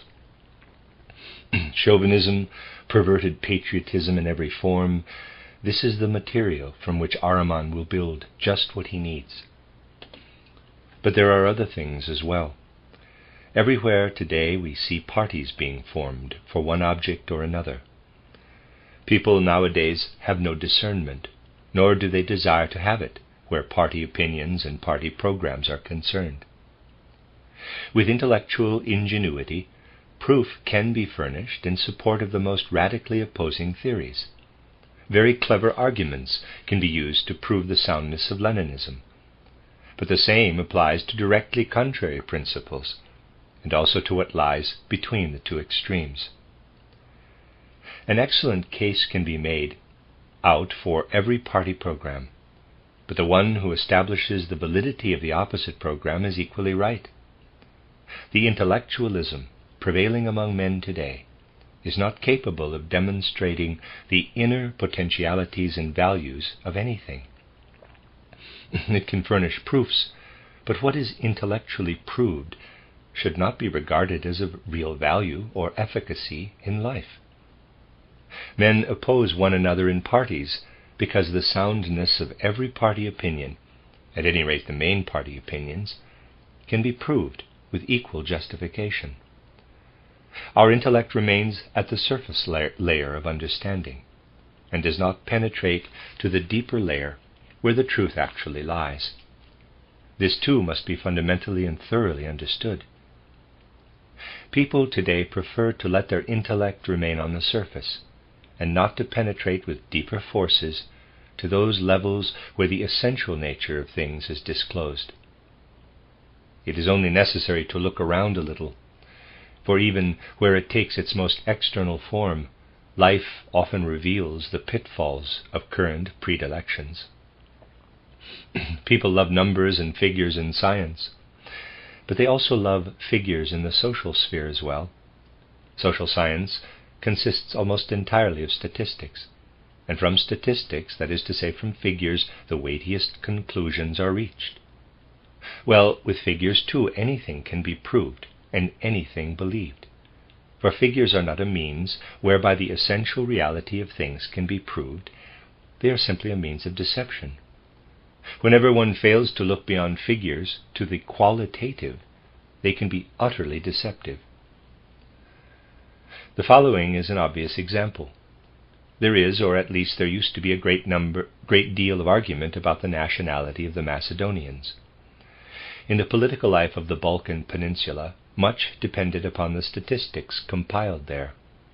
The figures are of just as much value as those contained in other statistics. Whether statistics are compiled of wheat and rye production, or of the numbers of Greek, Serbian, or Bulgarian nationals in Macedonia, in regard to what can be proved by these means, it is all the same. From the figures quoted for the Greeks, for the Bulgarians, for the Serbians, very plausible conclusions can be drawn. But one can also have an eye for the qualitative element. And then one often finds it recorded that the father was Greek, one son was Bulgarian, another was Serbian. What is at the back of it, you can puzzle out for yourselves. These statistics are taken as authoritative, whereas in this case they were compiled solely in support of party aims. It stands to reason that if the father is really a Greek, the two sons are also Greeks, but the procedure adopted there is just an example of many other things that are done with figures. Ahriman can achieve a great deal through figures and numbers used in this way as evidence of proof. A further means of which Ahriman can avail himself is again one that will seem paradoxical. As you know, we have been concerned in our movement to study the Gospels in the light of spiritual science. But these deeper interpretations of the Gospels, which are becoming more and more necessary in our time, are rejected on all sides, just as spiritual science as a whole is rejected. The people who often profess humility in these matters, and they are insistent about it, are actually the most arrogant of all. More and more generally it is being said that people should steep themselves in the very simplicity of the Gospels, and not attempt to understand the mystery of Golgotha by entering into the complexities of spiritual science. Those who feign unpretentiousness in their study of the Gospels are the most arrogant of all, for they despise the honest search for knowledge demanded in spiritual science. So arrogant are they that they believe the highest revelations of the spiritual world can be garnered without effort, simply by browsing on the simplicity of the Gospels. What claims to be humble or simple today is often supreme arrogance. In sects, in religious confessions, it is there that the most arrogant of men are to be found. It must be remembered that the Gospels came into existence at a time when the Luciferic wisdom still survived. In the first centuries of Christendom, men's understanding of the Gospels was quite different from what it came to be in later times. Today, people who cannot deepen their minds through spiritual science merely pretend to understand the Gospels. In reality, they have no idea even of the original meaning of the words. For the translations that have been made into the different languages are not faithful reproductions of the Gospels. Often they are scarcely even reminiscent of the original meaning of the words in which the Gospels were composed. Real understanding of the intervention of the Christ being in earthly evolution is possible today only through spiritual science. Those who want to study, or actually do study the Gospels without pretension, as the saying goes, cannot come to any inner realization of the Christ being as he truly is, but only to an illusory picture, or at very most a vision or hallucination of the Christ being. No real connection with the Christ impulse can be achieved today merely through reading the Gospels, but only an hallucinatory picture of the Christ. Hence the prevalence of the theological view that the Christ was not present in the man Jesus of Nazareth, who was simply an historical figure like Socrates or Plato or others, although possibly more exalted. The simple man of Nazareth is an ideal even to the theologians, and very few of them indeed can make anything of an event like Paul's vision at the gate of Damascus, because without the deepened knowledge yielded by spiritual science, the Gospels can give rise only to an hallucination of the Christ, not to vision of the real Christ. And so Paul's vision at Damascus is also regarded as an hallucination. Deeper understanding of the Gospels in the light of spiritual science is essential today, for the apathy that takes hold of people who are content to live merely within the arms of the denominations will be used to the utmost by Ahriman in order to achieve his goal, which is that his incarnation shall catch men unawares. And those who believe they are being most truly Christian by rejecting any development of the conception of the Christ mystery are, in their arrogance, the ones who do most to promote Ahriman's aims. The denominations and sects are positively spheres of encouragement, breeding grounds for Ahriman. It is futile to gloss these things over with illusions. Just as the materialistic attitude, rejecting the spiritual altogether, and contending that man is a product of what he eats and drinks, furthers Ahriman's aims, so are these aims furthered by the stubborn rejection of everything spiritual and adherence to the literal, simple conception of the Gospels. You see, a barrier which prevents the single Gospels from unduly circumscribing the human mind has been erected through the fact that the event of Golgotha is described in the Gospels from 4 seemingly contradictory sides. Only a little reflection will show that this is a protection from too literal a conception. In sects, however, where one Gospel only is taken as the basis of the teaching, and such sects are quite numerous, pitfalls, stupefaction, and hallucination are generated. In their day, the Gospels were given as a necessary counterweight to the Luciferic gnosis. But if no attempt is made to develop understanding of their content, the aims of Ahriman are furthered, not the progress of mankind. In the absolute sense, nothing is good in itself, but is always good or bad according to the use to which it is put. The best can be the worst if wrongly used. Sublime though they are, the Gospels can also have the opposite effect if men are too lazy to search for a deeper understanding based on spiritual science. Hence, there is a great deal in the spiritual and unspiritual currents of the present time, of which men should be acutely aware, and determine their attitude of soul accordingly.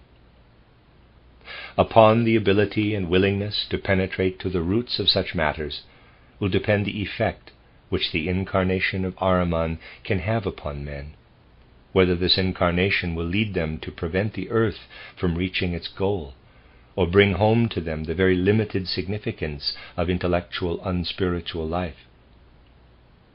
If men rightly take in hand the currents leading toward Ahriman, then simply through his incarnation in earthly life they will recognize the Ahrimanic influence on the one side, and on the other its polar opposite, the Luciferic influence. And then the very contrast between the Ahrimanic and the Luciferic will enable them to perceive the third reality. Men must consciously wrestle through to an understanding of this trinity of the Christian impulse, the Ahrimanic and the Luciferic influences. For without this consciousness, they will not be able to go forward into the future with the prospect of achieving the goal of earth existence. Spiritual science must be taken in deep earnestness, for only so can it be rightly understood. It is not the outcome of any sectarian whim, but something that has proceeded from the fundamental needs of human evolution. Those who recognize these needs cannot choose between whether they will or will not endeavor to foster spiritual science. On the contrary, they will say to themselves, the whole physical and spiritual life of men must be illumined and pervaded by the conceptions of spiritual science. Just as once in the East there was a Lucifer incarnation, and then at the midpoint, as it were, of world evolution, the incarnation of Christ, so in the West there will be an incarnation of Ahriman. This Ahrimanic incarnation cannot be averted. It is inevitable, for men must confront Ahriman face to face. He will be the individuality by whom it will be made clear to men what indescribable cleverness can be developed if they call to their help all that earthly forces can do to enhance cleverness and ingenuity. In the catastrophes that will befall humanity in the near future, men will become extremely inventive. Many things discovered in the forces and substances of the universe will be used to provide nourishment for man. But these very discoveries will at the same time make it apparent that matter is connected with the organs of intellect, not with the organs of the spirit, but of the intellect. People will learn to eat and drink in order to become really clever. Eating and drinking cannot make them spiritual, but clever and astute, yes. Men have no knowledge of these things as yet, but not only will they be striven for, they will be the inevitable outcome of catastrophes looming in the near future. And certain secret societies, where preparations are already in train, will apply these things in such a way that the necessary conditions can be established for an actual incarnation of Ahriman on the earth. This incarnation cannot be averted, for men must realize during the time of the earth's existence just how much can proceed from purely material processes. He must learn to bring under his control those spiritual or unspiritual currents which are leading to Ahriman. Once it is realized that conflicting party programs can be proved equally correct, our attitude of soul will be that we do not set out to prove things, but rather to experience them. For to experience a thing is a very different matter from attempting to prove it intellectually. Equally, we shall be convinced that deeper and deeper penetration of the Gospels is necessary through spiritual science.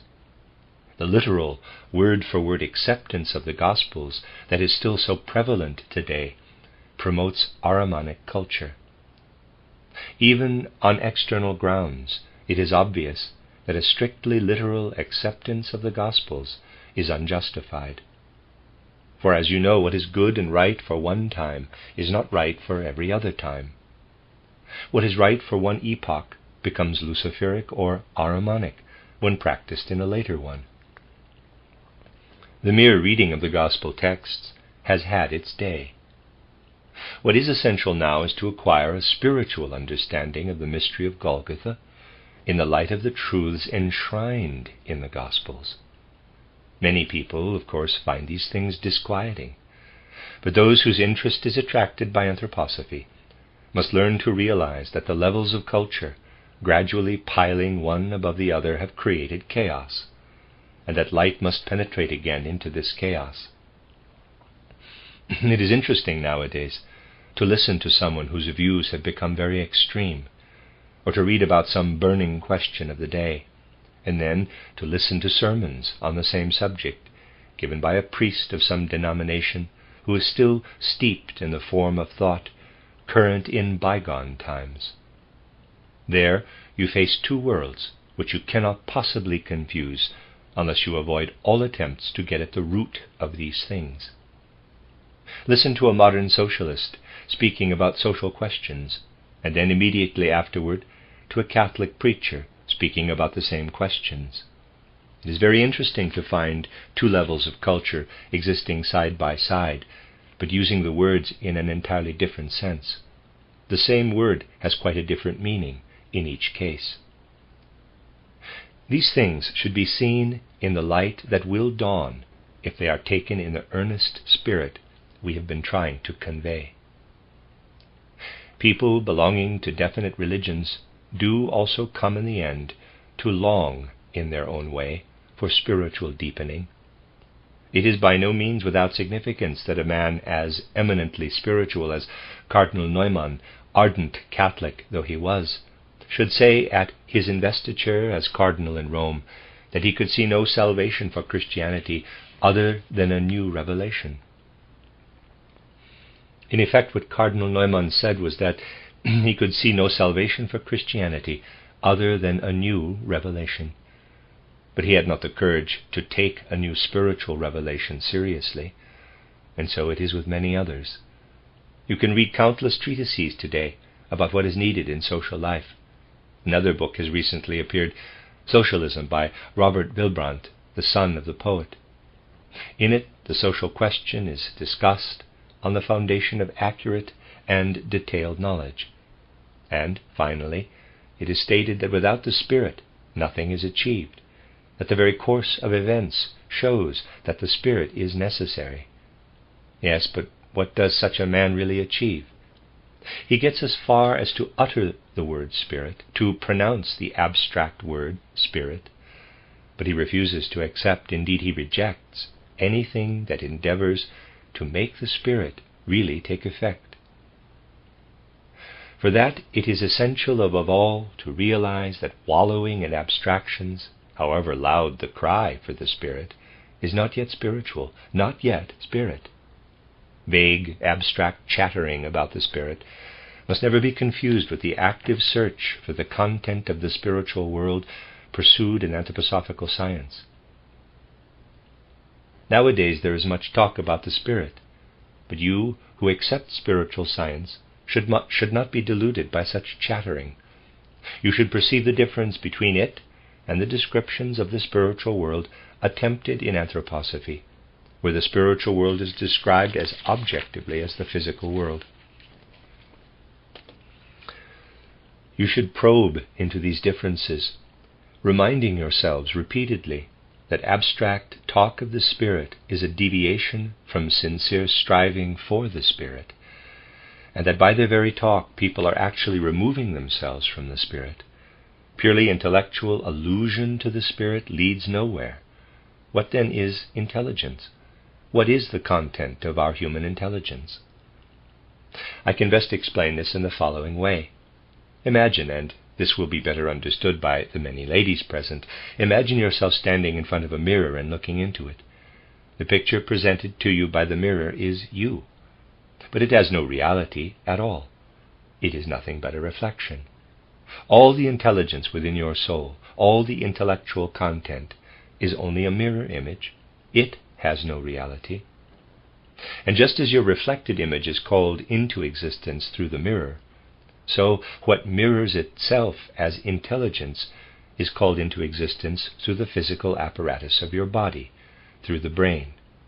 Man is intelligent only because his body is there. And as little as you can touch yourself by stretching your hand toward your reflected image, as little can you lay hold of the Spirit if you turn only to the intellectual, for the Spirit is not there. What is grasped through the intellect, ingenious as it may be, never contains the Spirit itself, but only a picture of the Spirit. You cannot truly experience the Spirit if you get no further than mere intelligence. The reason why intelligence is so seductive is that it yields a picture, a reflected picture of the Spirit, but not the Spirit itself. It seems unnecessary to go to the inconvenience of penetrating to the Spirit, because it is there, or so at least one imagines. In reality, it is only a reflected picture. But for all that, it is not difficult to talk about the Spirit. To distinguish the mere picture from the reality, that is the task of the tenor of soul, which does not merely theorize about spiritual science, but has actual perception of the Spirit. That is what I wanted to say to you today in order to intensify the earnestness which should pervade our whole attitude to the spiritual life as conceived by anthroposophy. For the evolution of humanity in the future will depend upon how truly this attitude is adopted by men of the present day. If what I have characterized in this lecture continues to be offered the reception that is still offered to it today by the vast majority of people on the earth, then Ahriman will be an evil guest when he comes. But if men are able to rouse themselves to take into their consciousness what we have been studying, if they are able so to guide it that humanity can freely confront the Ahrimanic influence, Then, when Ahriman appears, men will acquire, precisely through him, the power to realize that although the earth must enter inevitably into its decline, mankind is lifted above earthly existence through this very fact. When a man has reached a certain age in physical life, his body begins to decline. But if he is sensible, he makes no complaint, knowing that together with his soul he is approaching a life that does not run parallel with this physical decline. There lives in mankind something that is not bound up with the already prevailing decline of the physical earth, but becomes more and more spiritual just because of this physical decline. Let us learn to say frankly, yes, the earth is in its decline, and human life too, in respect of its physical manifestation. But just because it is so, let us muster the strength to draw into our civilization that element which, springing from mankind itself, will live on while the earth is in decline, as the immortal fruit of earth evolution. The end of Lecture 3. This is a collection of lectures by Rudolf Steiner entitled Lucifer and Ahriman. This is Lecture 4. This was given in Dornach on the 15th of November 1919. We have heard that the human soul was once endowed with a kind of primeval wisdom, that this wisdom gradually faded away and is now no longer accessible. Consequently, in respect of their knowledge, men feel thrown back more and more upon what is presented to them by physical existence.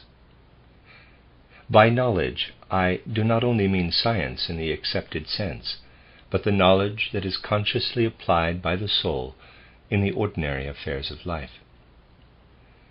The question will naturally arise, how did this ancient wisdom actually come into being? Here I must touch upon a new aspect of matters we have often considered from other angles. Let us look back to the time when man began, in the real sense, to be a citizen of the earth, when, as a being of soul and spirit, he came down to the earth, surrounded himself with its forces, and became an earthly being. If he had simply descended to the earth with the qualities inherent in his own nature, evolution would have taken quite a different course through the various epochs of culture. But having made the descent, man would have been obliged to establish relationship with the surrounding world, to acquire earthly knowledge. I will not say through clairvoyance in the proper sense, but through instincts imbued with a certain measure of clairvoyance. The acquisition of this earthly knowledge would have been a very slow and gradual process, and for long ages men would have remained ineffectual, childish beings. By our own time they would, it is true, have succeeded in developing a constitution of soul and body compatible with manhood, but they would never have reached the spiritual heights they have actually attained. They were able to achieve this evolution in a way other than by passing through all the stages of childhood. Let me read that again.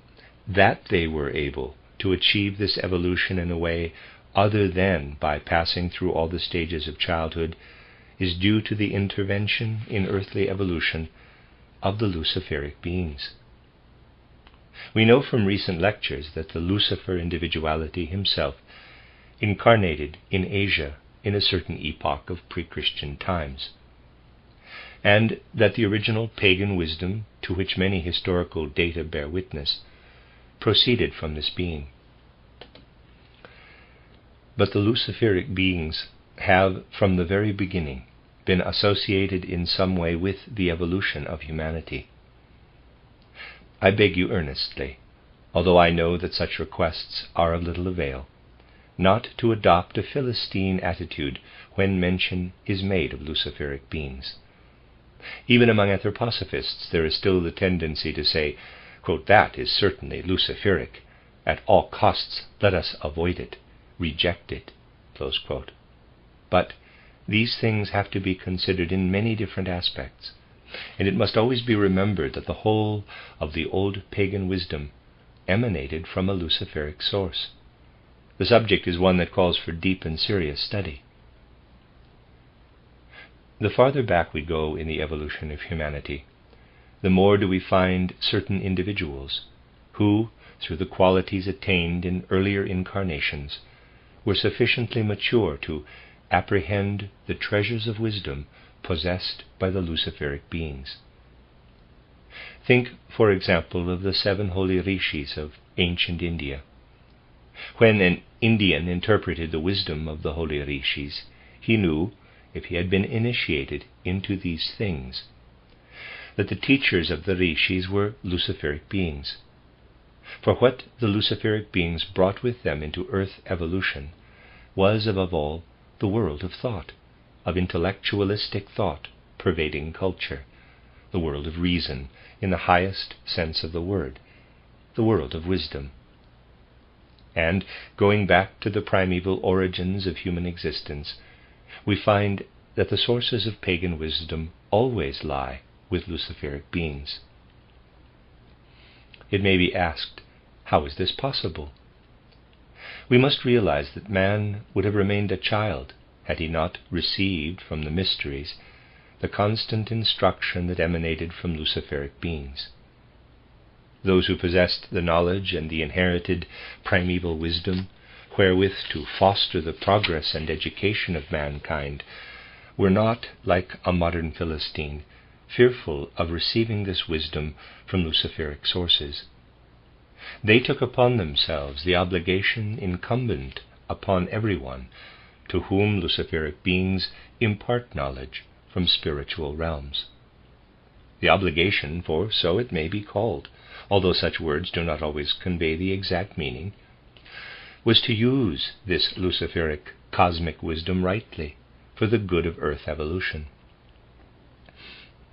The difference between the, in quotes, good wisdom and the purely Luciferic wisdom, which so far as content is concerned is exactly the same, is that the good wisdom is in hands other than those of the Luciferic beings. That is the essential point. It is not a question of there being one wisdom that can be neatly packed away in some chamber of the soul and make a man virtuous.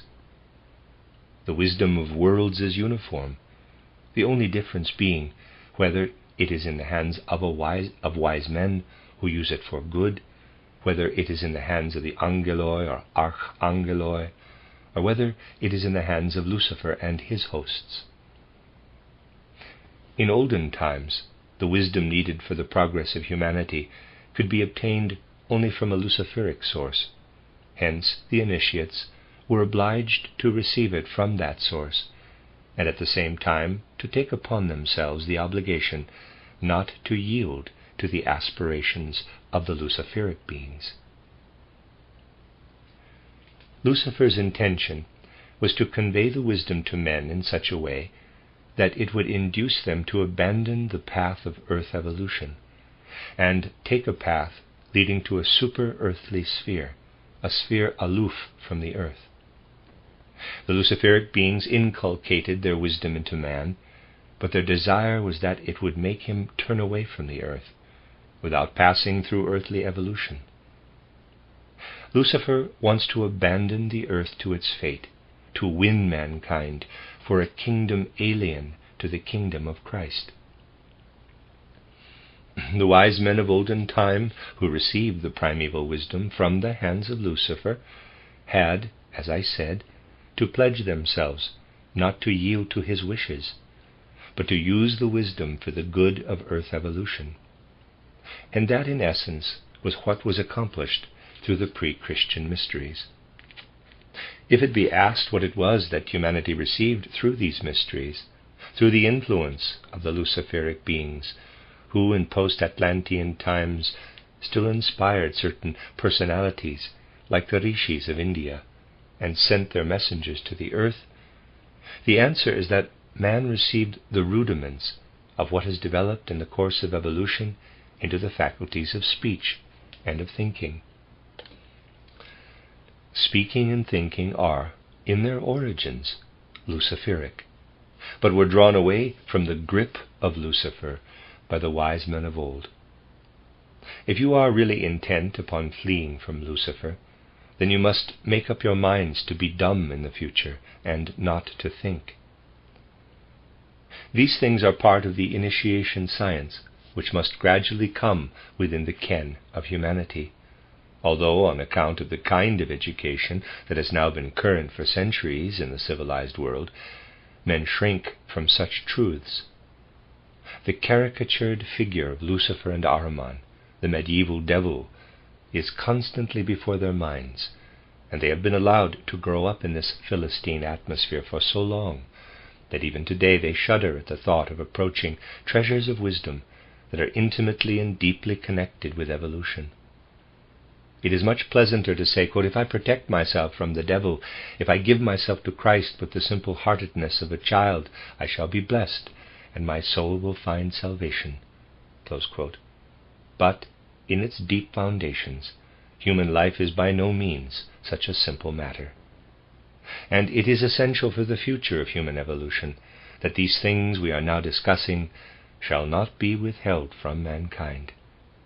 It must be known that the art of speaking and the art of thinking have become part of evolution only because they were received through the mediation of Lucifer. The Luciferic element can still be observed in thinking. Speech, which has for long ages been differentiated and adapted to earthly needs, has already been assailed by Ahriman. It is he who has brought about differentiation, who has degraded the one cosmic speech into the different tongues on earth. Whereas the Luciferic tendency is always toward unification, the fundamental tendency of the Ahrimanic principle is differentiation. What would thinking be if it were not Luciferic? If thinking were not Luciferic, human beings on the earth would be like one whose thoughts were utterly non-Luciferic, namely Goethe. Goethe was one of those who, in a certain respect, deliberately set out to confront and defy the Luciferic powers. That, however, makes it essential to keep constant hold of the concrete individual reality. The moment you generalize or unify, at that moment you are nearing Luciferic thinking. If you were to contemplate each human individual, each single plant, each single animal, each single stone in itself alone, having in mind the one single object, not classifying your genera and species, not generalizing in your thought, then you would be little prone to Luciferic thinking. But anyone who were to attempt such a thing, even as a child, would never get beyond the lowest class in any modern school. The fact of the matter is that the universal thinking implicit in pagan wisdom has gradually been exhausted. Man's constitution is such that this Luciferic principle of unification can no longer be of much real service to him on earth. This has been counteracted by the fact that the God-created nature of man has followed in the wake of earth evolution, has become related to, allied with the earth. And because this is so, through his own inherent nature, man is less allied with the Luciferic element, which always tends to draw him away from the earth. But woe betide if man were simply to draw away from the Luciferic element without putting something different in its place. That would bring nothing but evil.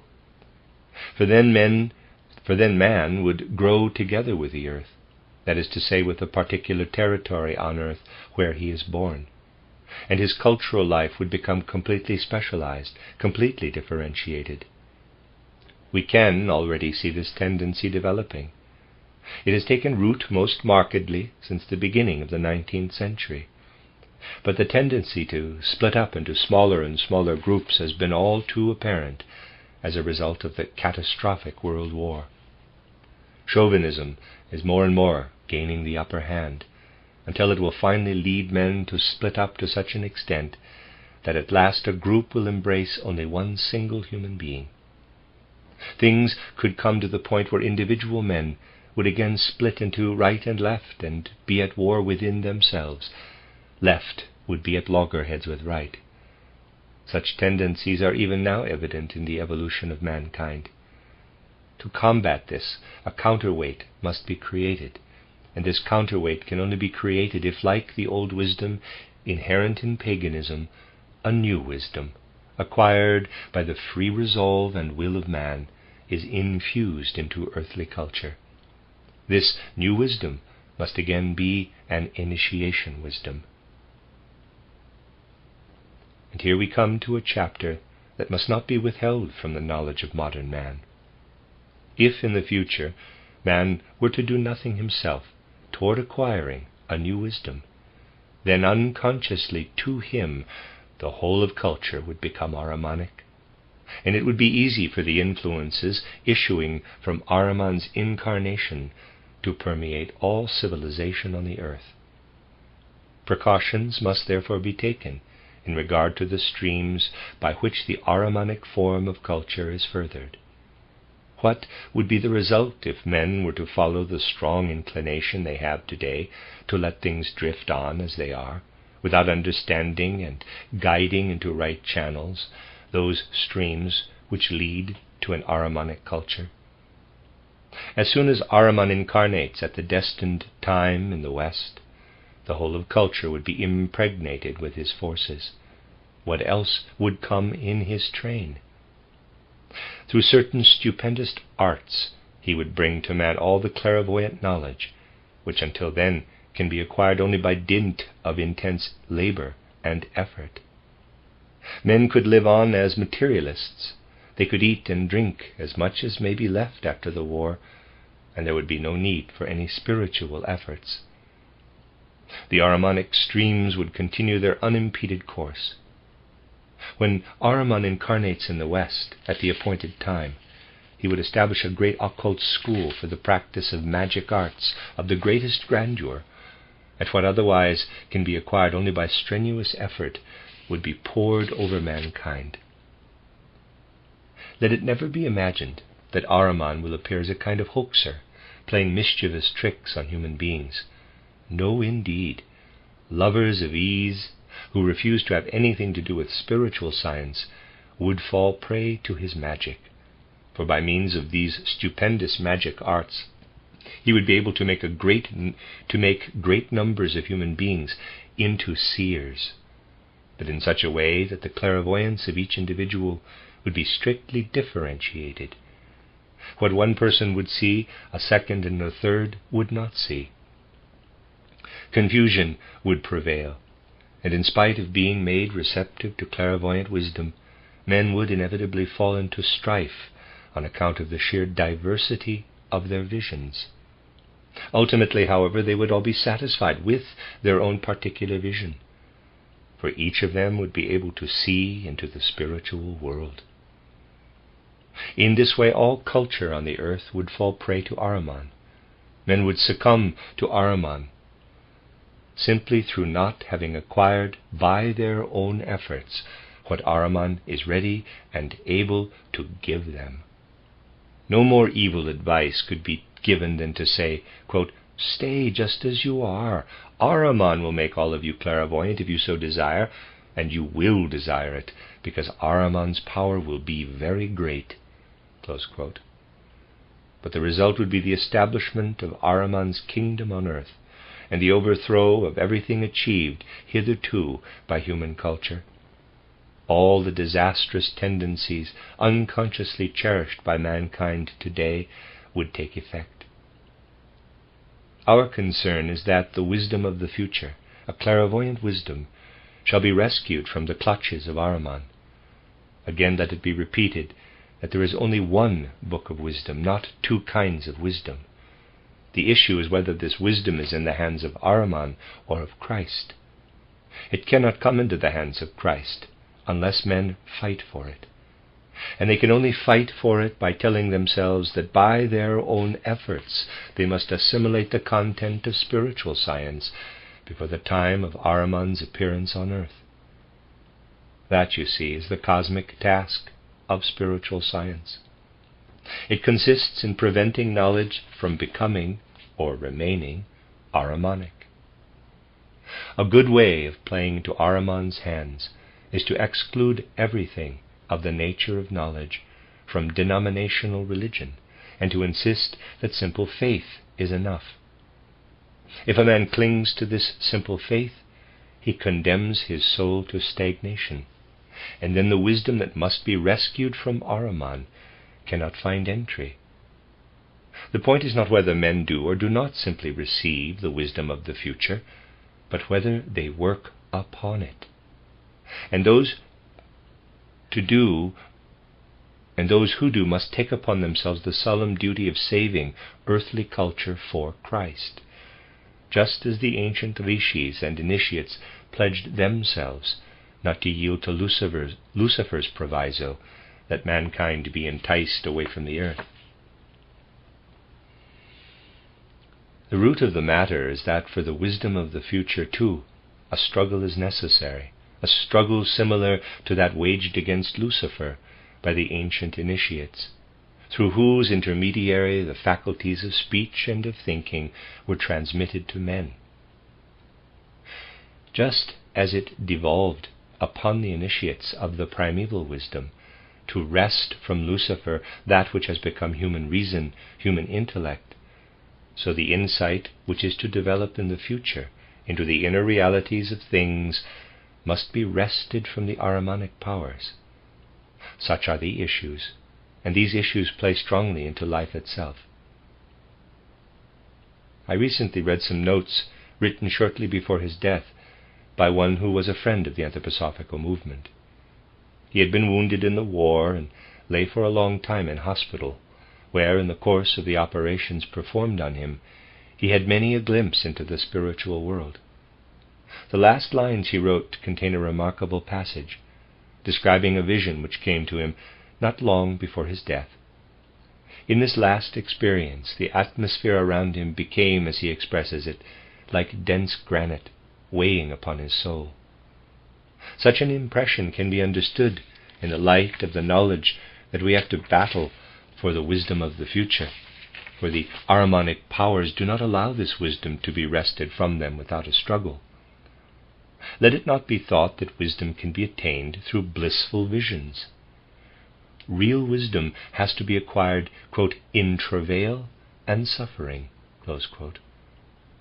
What I have just told you about the dying man is a very good picture of such suffering, for in this struggle for the wisdom of the future, one of the most frequent experiences is that the world is pressing in upon us as though the air had suddenly frozen into granite. It is possible to know why this is so.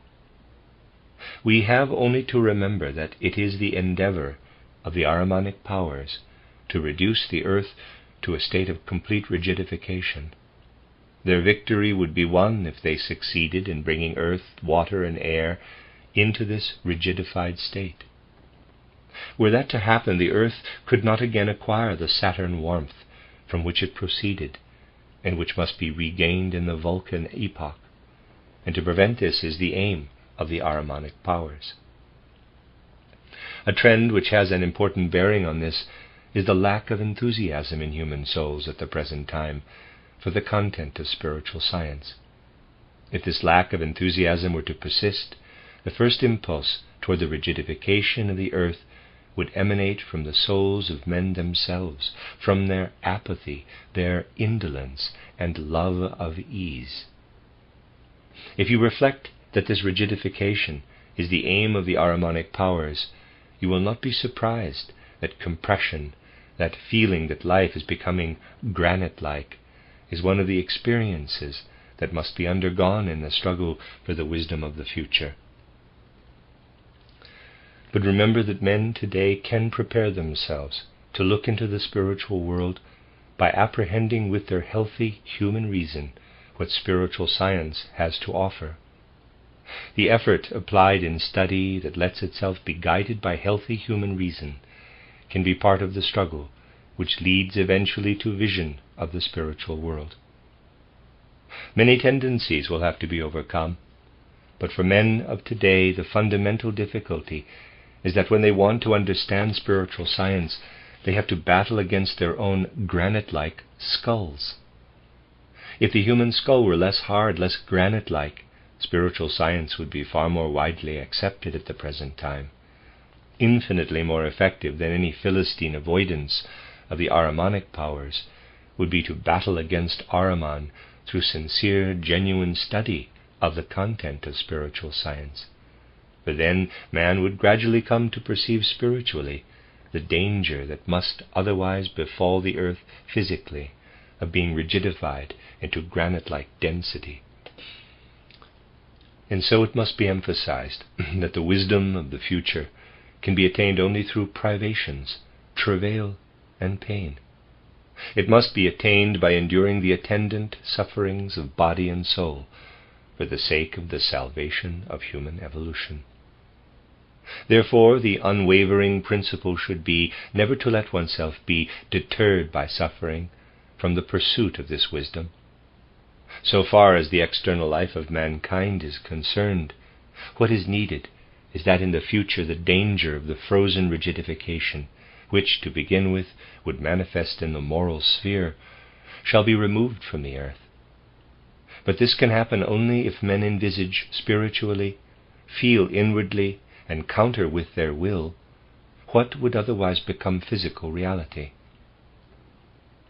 At bottom, it is simply due to faint-heartedness that men today are unwilling to approach spiritual science.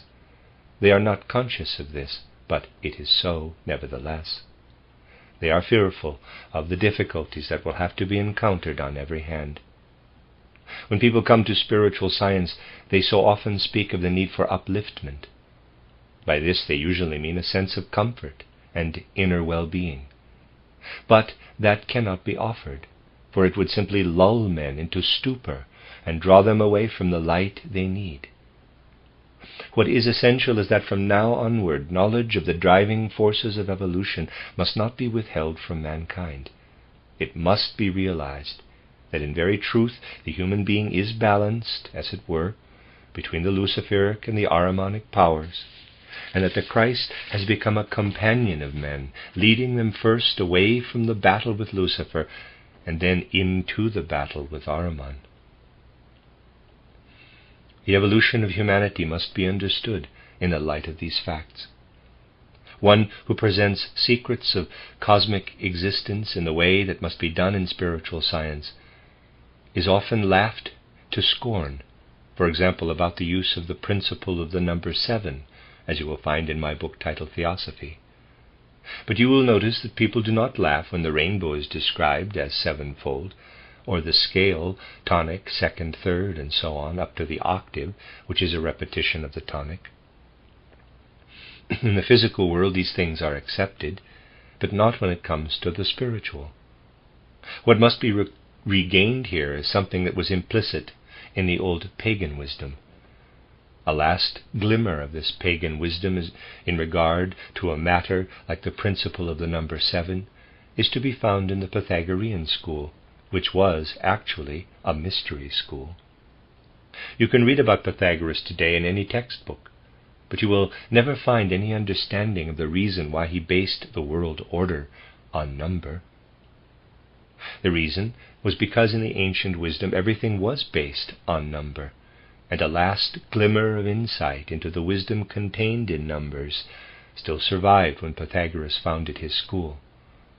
Other branches of the ancient wisdom survived much longer, some indeed until the 6th and 7th centuries of the Christian era. Up to that time, many true things about the higher worlds are said in the sphere of what is called natural philosophy. And then gradually this primeval intelligence in mankind ran dry, if I may use this expression. Let us picture some orthodox representative of modern learning sitting in a corner and saying, quote, "What nonsense these anthroposophists talk! What do they mean by asserting that the primeval wisdom has run dry? Wonderful epoch-making results have been achieved, above all during the last few centuries, and are still being achieved.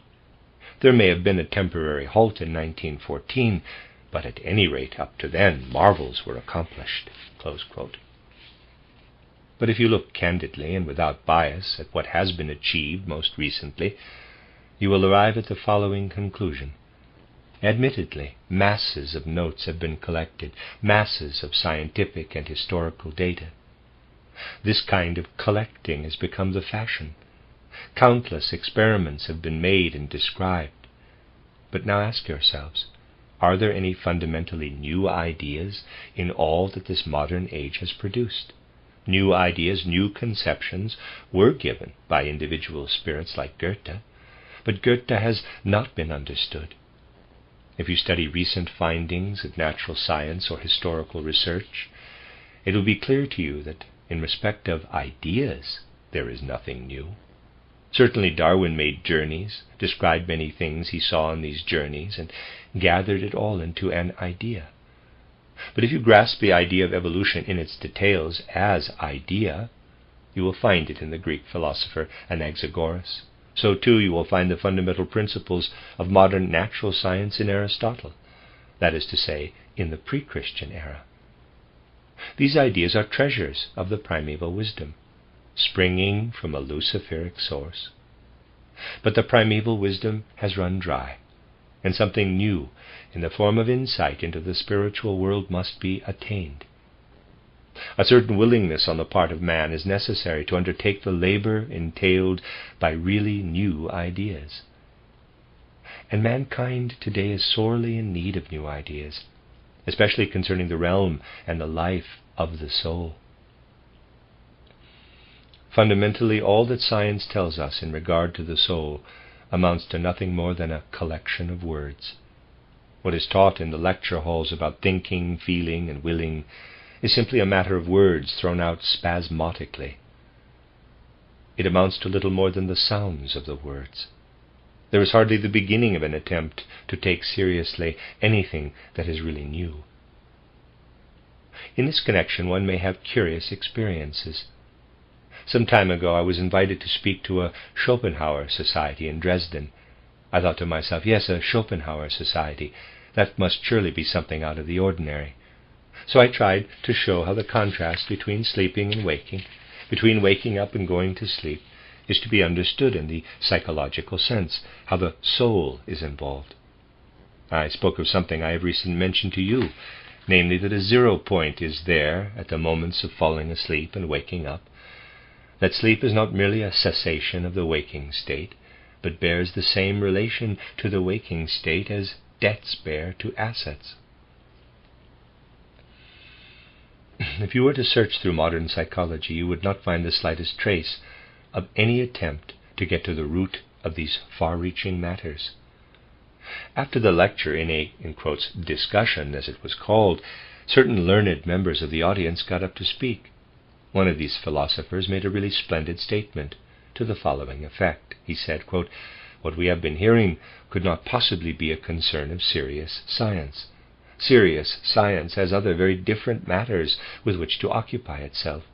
Man can know nothing of what has just been put before us so plausibly. None of it is a concern of human cognition.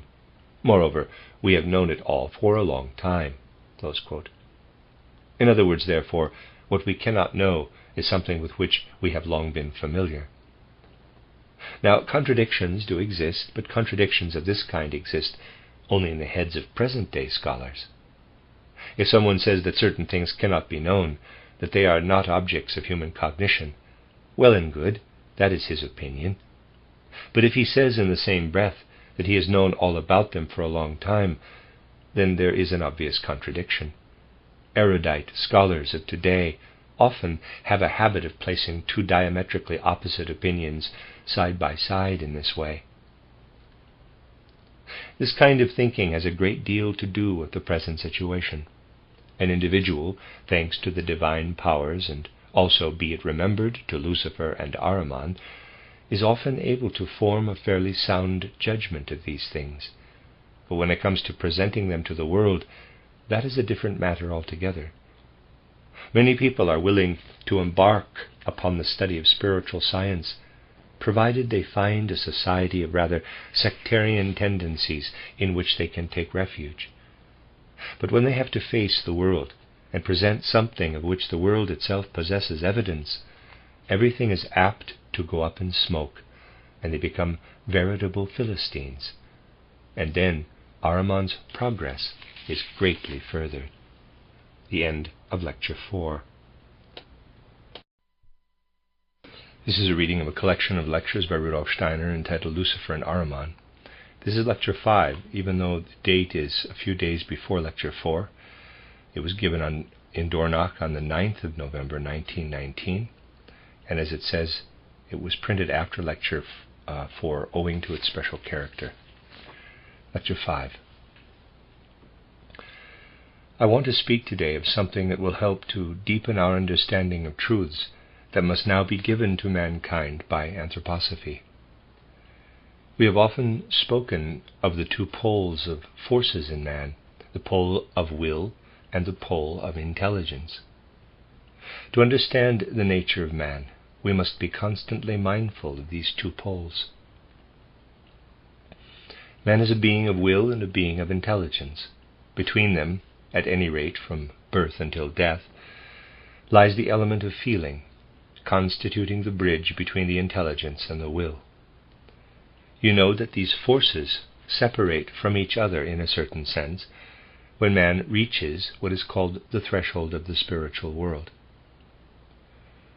Our study today will be concerned more particularly with the relationship in which man stands to the surrounding world. On the one side is a being of intelligence, and on the other is a being of will.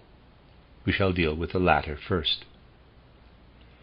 In his life between birth and death, man unfolds the force of will as the impulse of his actions and activity. As it comes to expression through the human organism, this force of will is a very intricate, complicated matter.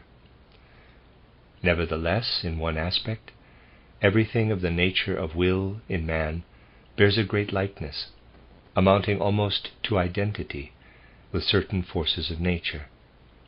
It is therefore quite correct to speak of an inner relation between the forces of will in the human being and the forces of nature. You know from earlier studies that even while man is awake, he is in a condition resembling sleep wherever his will is involved.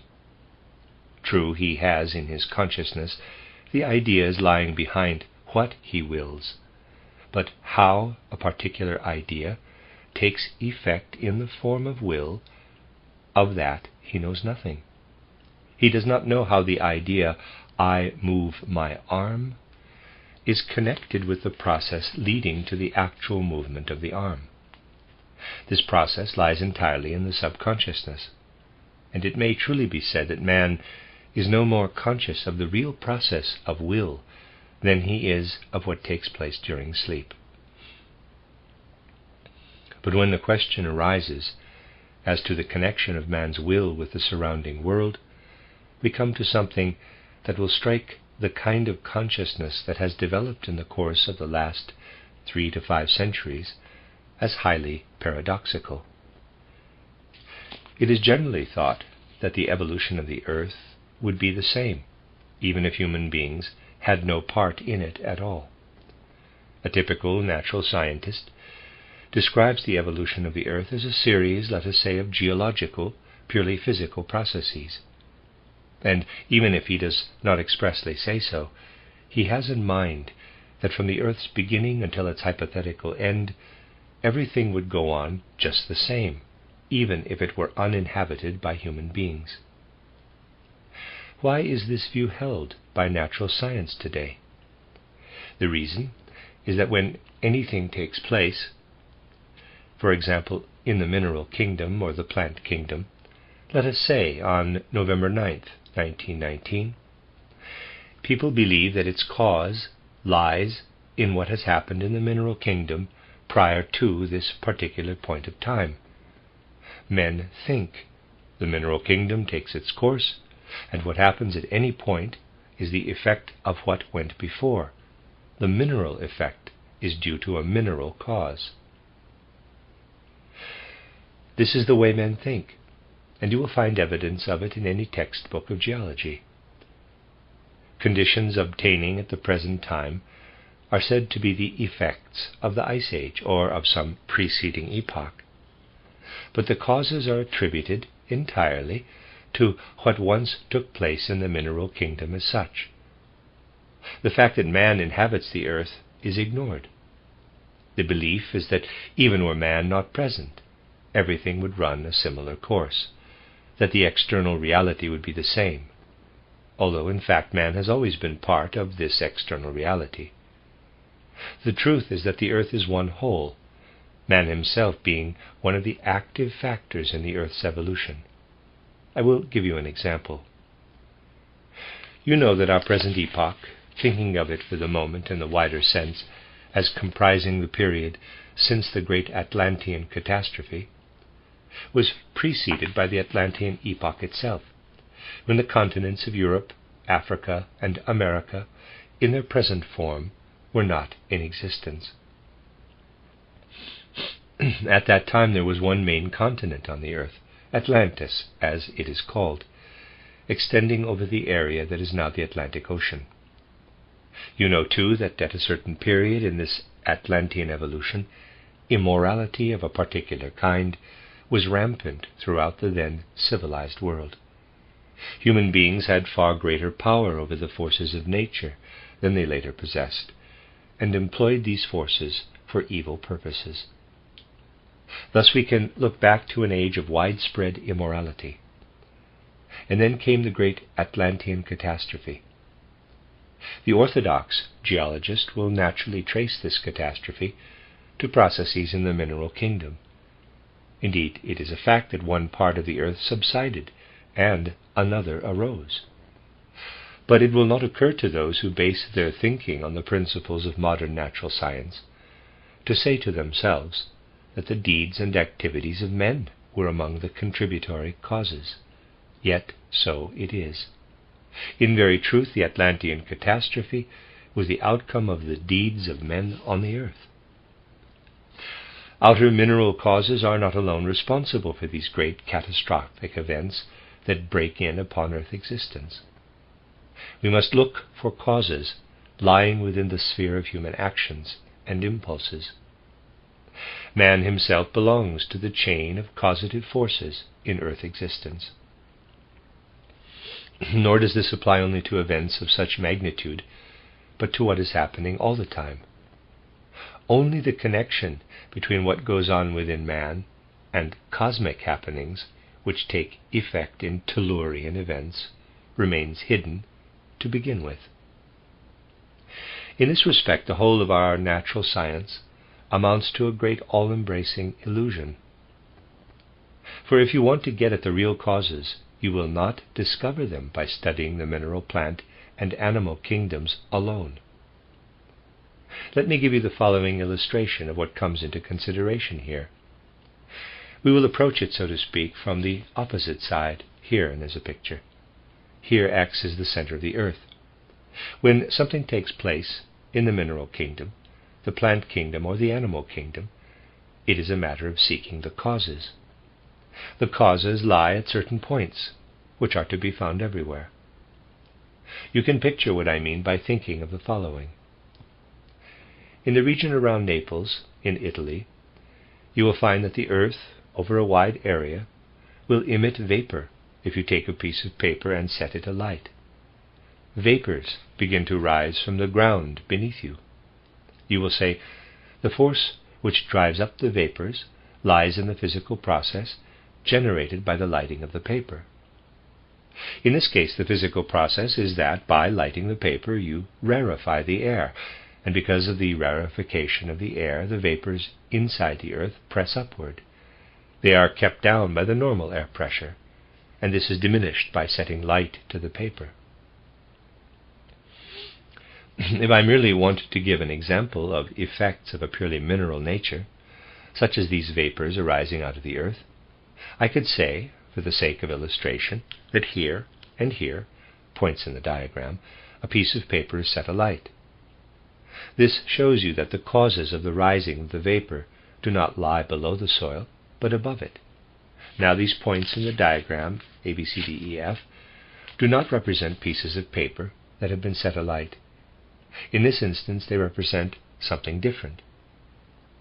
Imagine, to begin with, that each point on its own has no significance, but that the significance lies in the system of points as a whole. Do not think now of the pieces of lighted paper, but of something else which at the moment I will not specify. Something else is there as an active cause above the surface of the earth, and these different causes do not work singly, but together. And now imagine that there are not 6 points only, but let us say 1,500 million points, footnote approximately the total population of the earth, end of footnote, all working together, producing a combined effect. These 1,500 million points are actually there. Each of you has within you what may be called the center of gravity of your own physical structure. When man is awake, this center of gravity lies just below the diaphragm. When he is asleep, it lies a little lower. There are therefore some 1,500 million of these centers of gravity spread over the earth, producing a combined effect. And what issues from this combined effect is the actual cause of a great deal of what takes place in the mineral, plant, and animal kingdoms on the earth. It is a scientific fallacy to trace back to mineral causes the forces manifesting in air and water and in the mineral realm. In reality, the causes are to be found within man. This is a truth of which there is scarcely an inkling today. It is known to very, very few that the causes of processes active in the mineral, plant, and animal kingdoms lie within the organism of man. This does not apply to all the forces working in these kingdoms of nature, but to a large proportion of them. Within mankind lie the causes for what happens on earth. Therefore mineralogy, botany, zoology cannot be cultivated truly without anthropology, without the study of man. Science tells us of physical, chemical, and mechanical forces.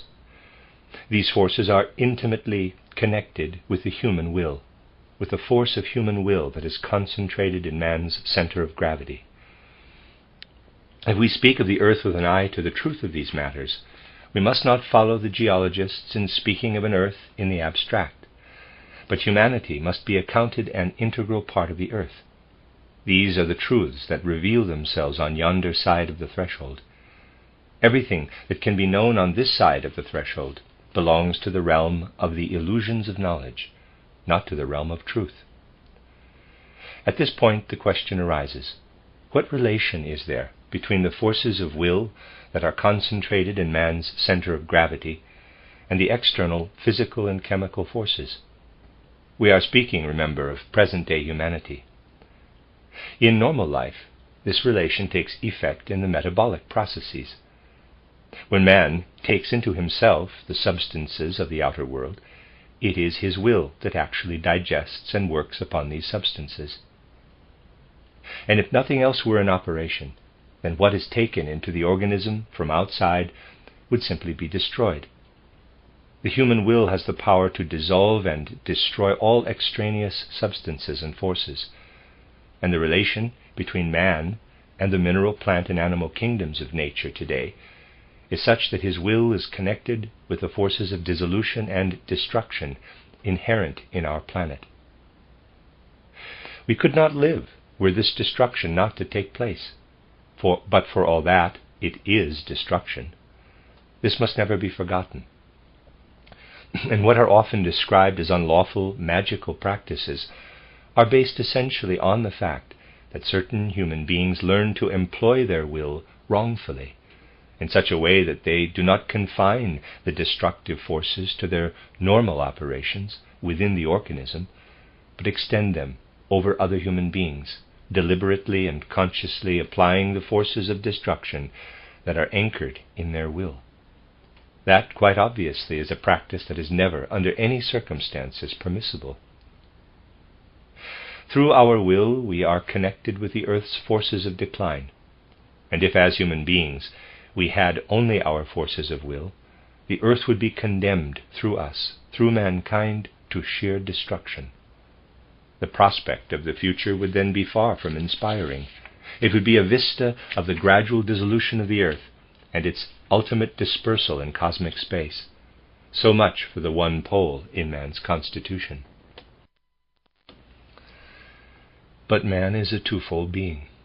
One pole is, as we have seen, connected with the destructive forces of our planet. The other pole, that of intelligence, is connected with the will by the bridge of feeling. But in his waking life, man's intelligence is of little account as far as the planet Earth is concerned. During waking life, we cannot really establish a true relationship to Earth existence through our intelligence. What I have told you in regard to the will happens while man is awake, although he is not conscious of it. If you see a rock crumbling away, and ask where the actual causes of the crumbling lie, then you must look into the inner organic nature of man himself. Strange as this will seem to the modern mind, it is indeed so. But as I said, the earth would face a sorry future if the other pole of man's nature were not there, the pole of the upbuilding forces. Just as the causes of all destruction lie in the will that is concentrated in man's center of gravity, so the upbuilding forces lie in the sphere into which men pass during their sleep. From the time of falling asleep until that of waking, man is in a condition figuratively described by saying that with his capital I and astral body he is outside the physical body.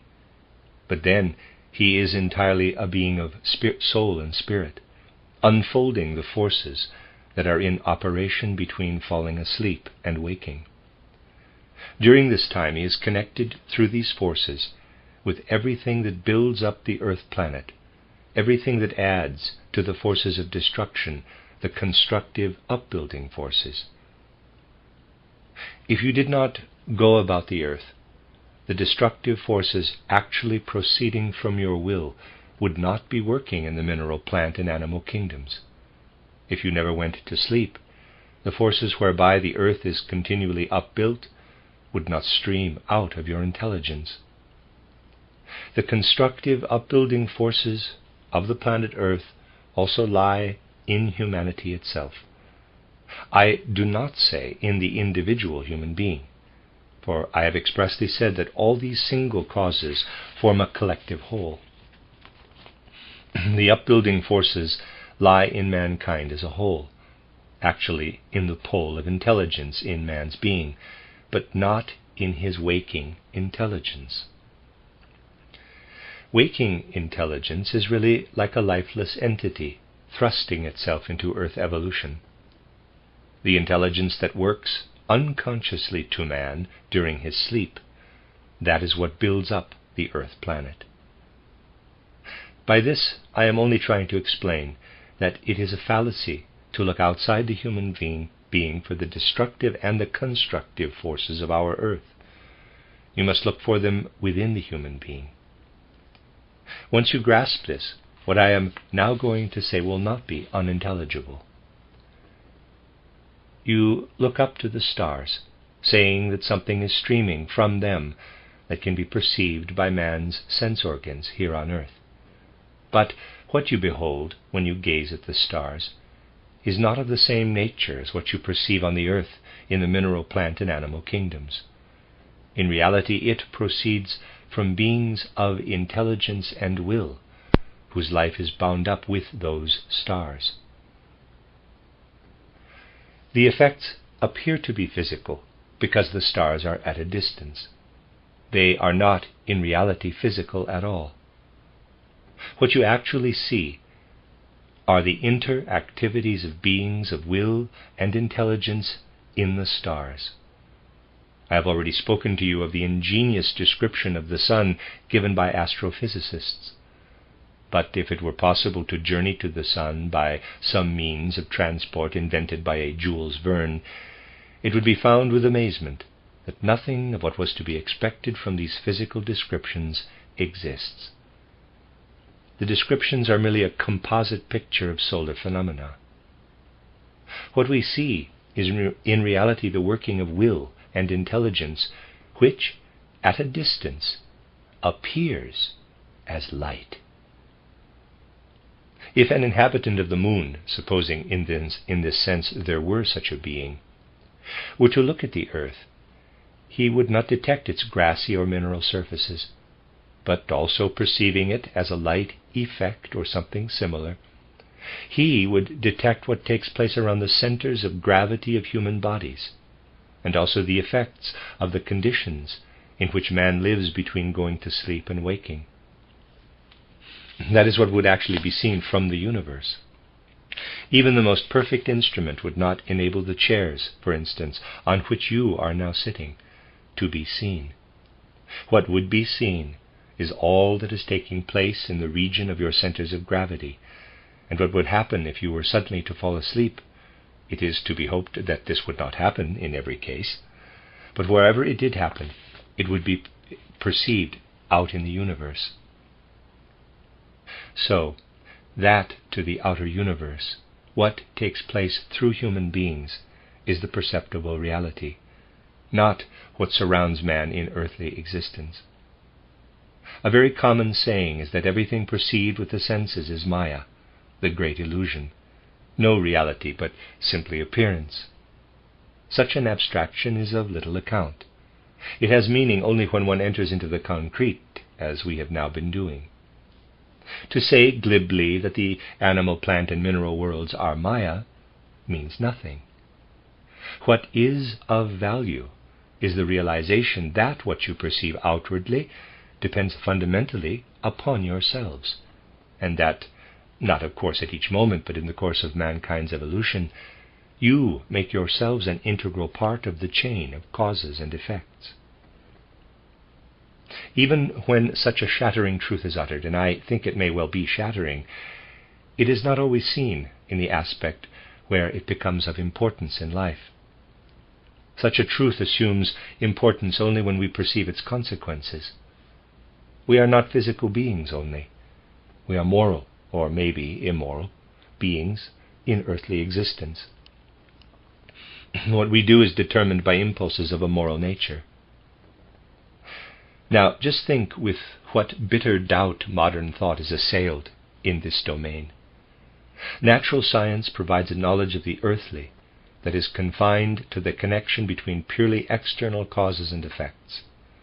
And in this cycle of natural causes and effects, physical man too is involved.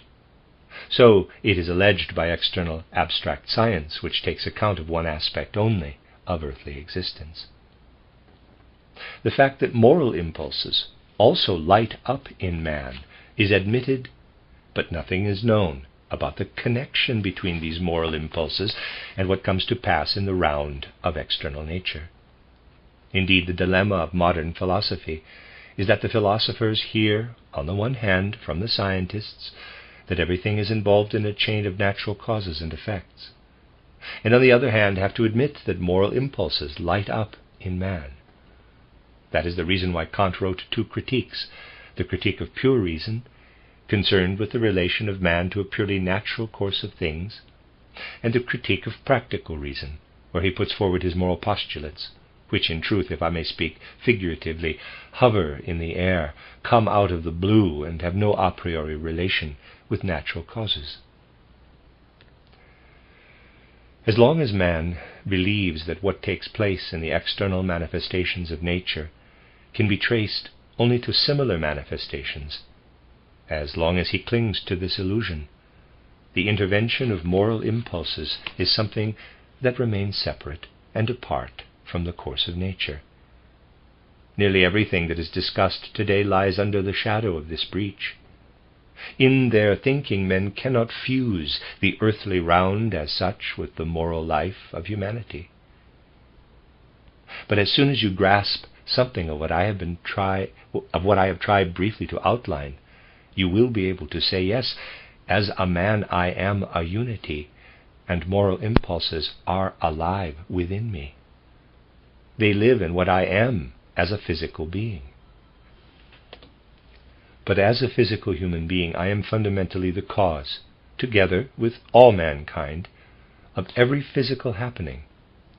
The moral conduct and achievements of human beings on the earth are the real causes of what comes to pass in the course of earth existence. Natural history and natural science describe the earth in the way we find in textbooks of geology, botany, and so forth. What is said there seems entirely satisfactory, according to the premises formed through modern education. But let us suppose that an inhabitant of Mars were to come down to the earth and observe it in the light of his premises. I am not saying that such a thing could happen, merely trying to illustrate what I mean. Suppose a being from Mars, having wandered dumbly about the earth, were then to learn some human language, read some geology, and thus discover what kind of ideas prevail concerning the processes and happenings on the earth. He would say, but that is not all. By far the most important factor is ignored. For example, I have noticed crowds of students loitering about in their beer houses, drinking and indulging their passions. Something is happening there. The human will is working in the metabolism. These are processes of which no mention is made in your books on physics and geology. They contain no reference to the fact that the course of earth existence is also affected by whether the students drink or do not drink. That is what a being not entirely immersed in earthly ideas and prejudices would find lacking in the descriptions given by man himself of happenings on earth. For a being from Mars, there would be no question but that moral impulses pervading human deeds and the whole of human life are part and parcel of the course of nature. According to modern preconceptions, there is something inexorable in the play of nature, indeed pleasantly inexorable for materialistic thinkers. They imagine that the earth's course would be exactly the same were no human beings in existence, that whether they behave decently or not makes no fundamental difference or really alters anything. But that is not the case. The all-essential causes of what happens on the earth do not lie outside man. They lie within mankind. And if earthly consciousness is to expand to cosmic consciousness, humanity must realize that the earth, not over short but over long stretches of time, is made in its own likeness, in the likeness of humanity itself. There is no better means of lulling man to sleep than to impress upon him that he has no share in the course taken by earth existence. This narrows down human responsibility to the single individual, the single personality. The truth is that the responsibility for the course of earth existence, through ages of cosmic time, lies with humanity. Everyone must feel himself to be a member of humanity, the earth itself being the body for that humanity. An individual may say to himself, "For 10 years I have given way to my passions, indulged my fancies, and have thereby ruined my body." With equal conviction, he should be able to say, "If earthly humanity follows impure moral impulses, then the body of the earth will be different from what it would be were the moral impulses pure. The day fly, because it lives for 24 hours only, has a view of the world differing entirely from that of man. The range of man's vision is not wide enough to perceive that what happens externally in the course of nature is not dependent upon purely natural causes. In regard to the present configuration of Europe, it is far more important to ask what manner of life prevailed among human beings in the civilized world 2,000 years ago than to investigate the external mineral and plant structure of the earth. The destiny of our physical earth planet in another 2,000 years will not depend upon the present constitution of our mineral world, but upon what we do and allow to be done. With world consciousness, human responsibility widens into world responsibility. Human responsibility widens into world responsibility. With such consciousness we feel, as we look up to the starry heavens, that we are responsible to this cosmic expanse permeated and pervaded as it is by Spirit, that we are responsible to this world for how we conduct the earth. We grow together with the cosmos in concrete reality when behind the phenomena we seek for the truth.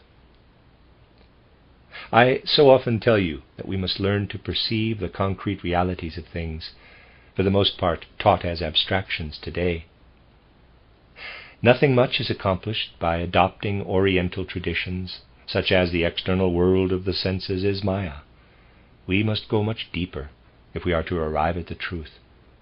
Such abstractions do not carry us far, because in the form in which they have been handed down, they are nothing but the sediment of a primeval wisdom that did not hover in abstractions, but teemed with concrete realities, which must be brought to light again through spiritual intuition and research.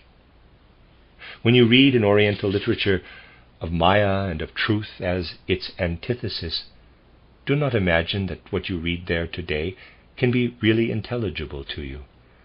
It is only a much later compilation of matters that were concrete realities to the ancient wisdom.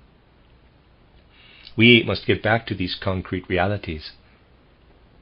Men think today that they have some understanding of cosmic processes when they assert that the external world of sense is Maya. But nothing can be understood unless one presses on to the underlying realities. The moment it is realized, we have not to ask how the present mineral world is developed out of the mineral processes of another age. We have rather to ask about what has been going on in mankind. At that moment, the real meaning of the saying, the outer world is Maya, becomes clear. Then we begin to perceive in man a reality far greater than is usually perceived. And then the feeling of responsibility for earth existence begins. If you will try to get to the inner core of these things, and it must be by inward contemplation, not by means of the kind of intelligence employed in natural science, you will gradually find your way to the realization that mankind is composed of free human beings. Nature does not in truth counteract our freedom, for as human beings we ourselves fashion the nature immediately surrounding us. It is only in its partial manifestations that nature counteracts our freedom. Nature counteracts our freedom to an extent no greater than if, to give an example, you are stretching out your hand and someone else takes hold of it and checks the movement. You will not deny freedom of will simply because someone else checks a movement. As men of the present day, we are checked in many respects because of some action of our predecessors that is only now taking effect. But, at all events, it was an action of men. What men? Not anyone against whom we can turn with reproach, for we ourselves were the men who in earlier earth lives brought about the conditions obtaining today. We must not confine ourselves to the mere mention of repeated earthly lives, but think of the connection between them in such a way that even in external nature we perceive the effects of causes we ourselves laid down in earlier lives. Naturally, in reference to the single individual human being, we must speak of contributory causes only, for in all these things, as I have said, it is a matter of the collective interworking of men on the earth. No one should for that reason exclude himself as an individual, for each of us has his share in what is brought about by humanity as a whole, and then comes to expression in what constitutes the body for the whole of earthly humanity in its on-flowing life. I've been endeavoring to give you an idea of how a spiritual scientist must regard the statements made in ordinary scientific textbooks. Suppose I were to draw a series of figures, and there's 3 figures, to the left a square, then an isosceles right triangle in the middle, and then a circle. And now suppose some creature who had never lived in the world of men were to crawl out of the earth, and having some rudiments of arithmetical knowledge, were to look at the figures and say, first figure, second figure, third figure. The third is the effect of the second, and the second the effect of the first. Effect of the first figure, a triangle. Effect of the second, a circle. This creature would then be combining cause and effect. but it would be a fallacy, for I have drawn each figure separately. In reality, the one is independent of the other. It only appears to be dependent to this creature, who associates what comes first with what follows, as if the one were the outcome of the other. This, approximately, is how the geologist describes the process of the Earth: diluvial Earth, diluvial epoch, tertiary epoch, quaternary epoch, and so on.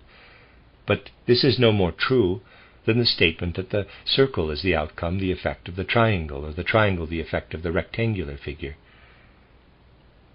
The configurations of the Earth are brought about autonomously through the deeds of earthly humanity, including the mysterious workings of the intelligence during the periods of sleep when man is outside his physical body. This shows you that the descriptions given by external science are very largely illusion, Maya.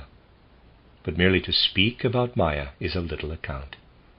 To the assertion that the external world is Maya, we must be able to reply by stating where the actual causes lie. These causes are hidden to a great extent from man's powers of cognition. The part played by mankind in shaping earth existence cannot be fathomed by means of external science, but only by an inner science. My book, titled Knowledge of the Higher Worlds and Its Attainment, speaks of man's inner activity between the time of going to sleep and waking. This can be revealed by knowledge that reaches down to the sphere of the will. Man knows nothing of the connection between the will and the outer world, for the processes of the will are hidden and concealed. He does not know what is really going on when by lifting his hand he sets in operation a process of will. Nor does he know that this process continues and has an effect in the whole course of earth existence. This is indicated in the scene in my mystery play titled The Portal of Initiation, where the actions of Capasius and Strader have their outcome in cosmic manifestations, in thunder and lightning.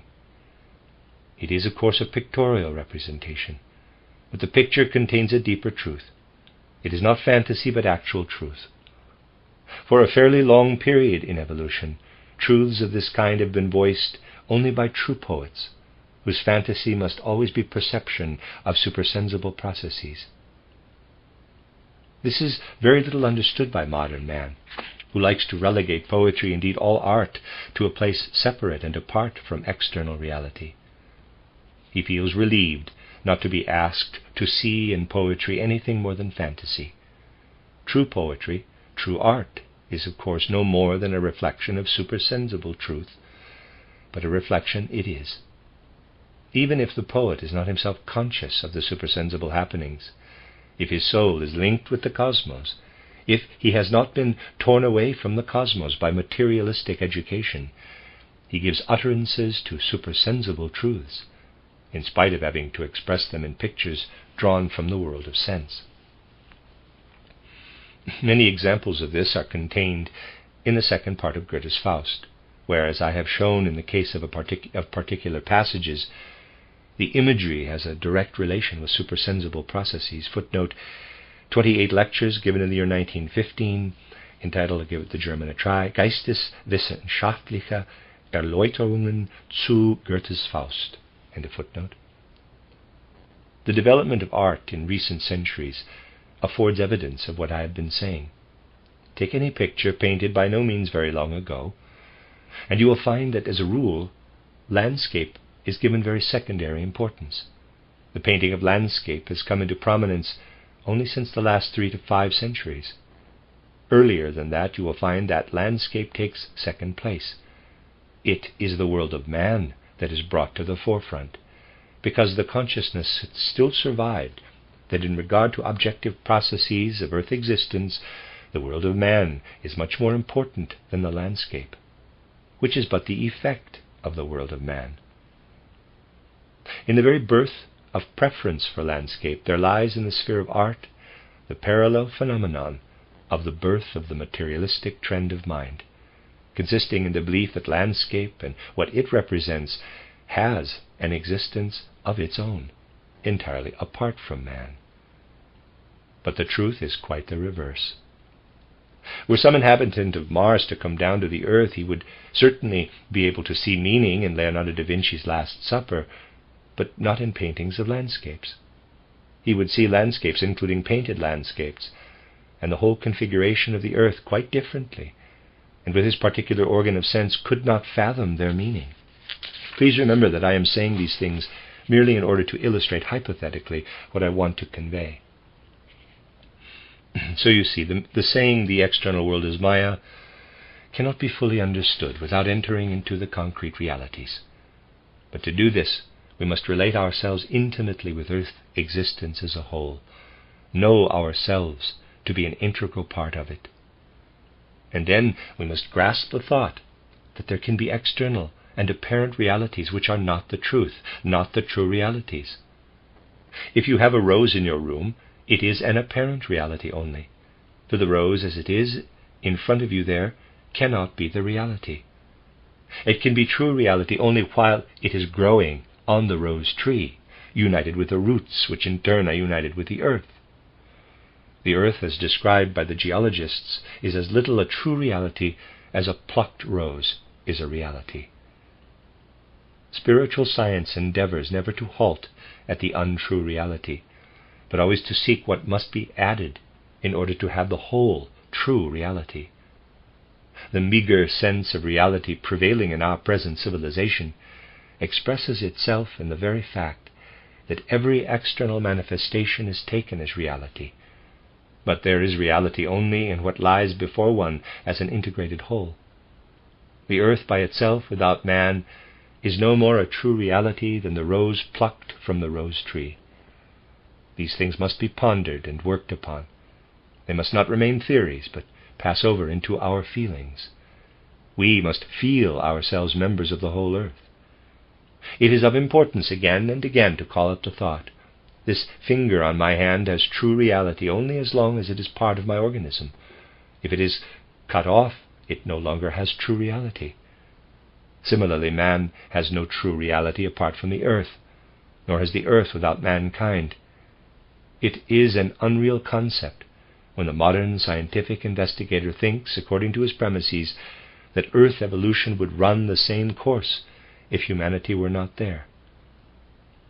I recently showed you that it would not be so, by telling you that the bodies laid aside by human beings at death become 11 in Earth evolution, and that if no human bodies, either by burial or cremation, became part of the Earth, the whole course of physical happenings would be other than it is, in consequence of these bodies having been received into the earth. In the lecture today, I wanted to speak in greater detail of the connection between the two poles of will and intelligence in man and his cosmic environment. And that is the end of Lecture 5 and the end of this small collection of lectures entitled Lucifer and Ahriman.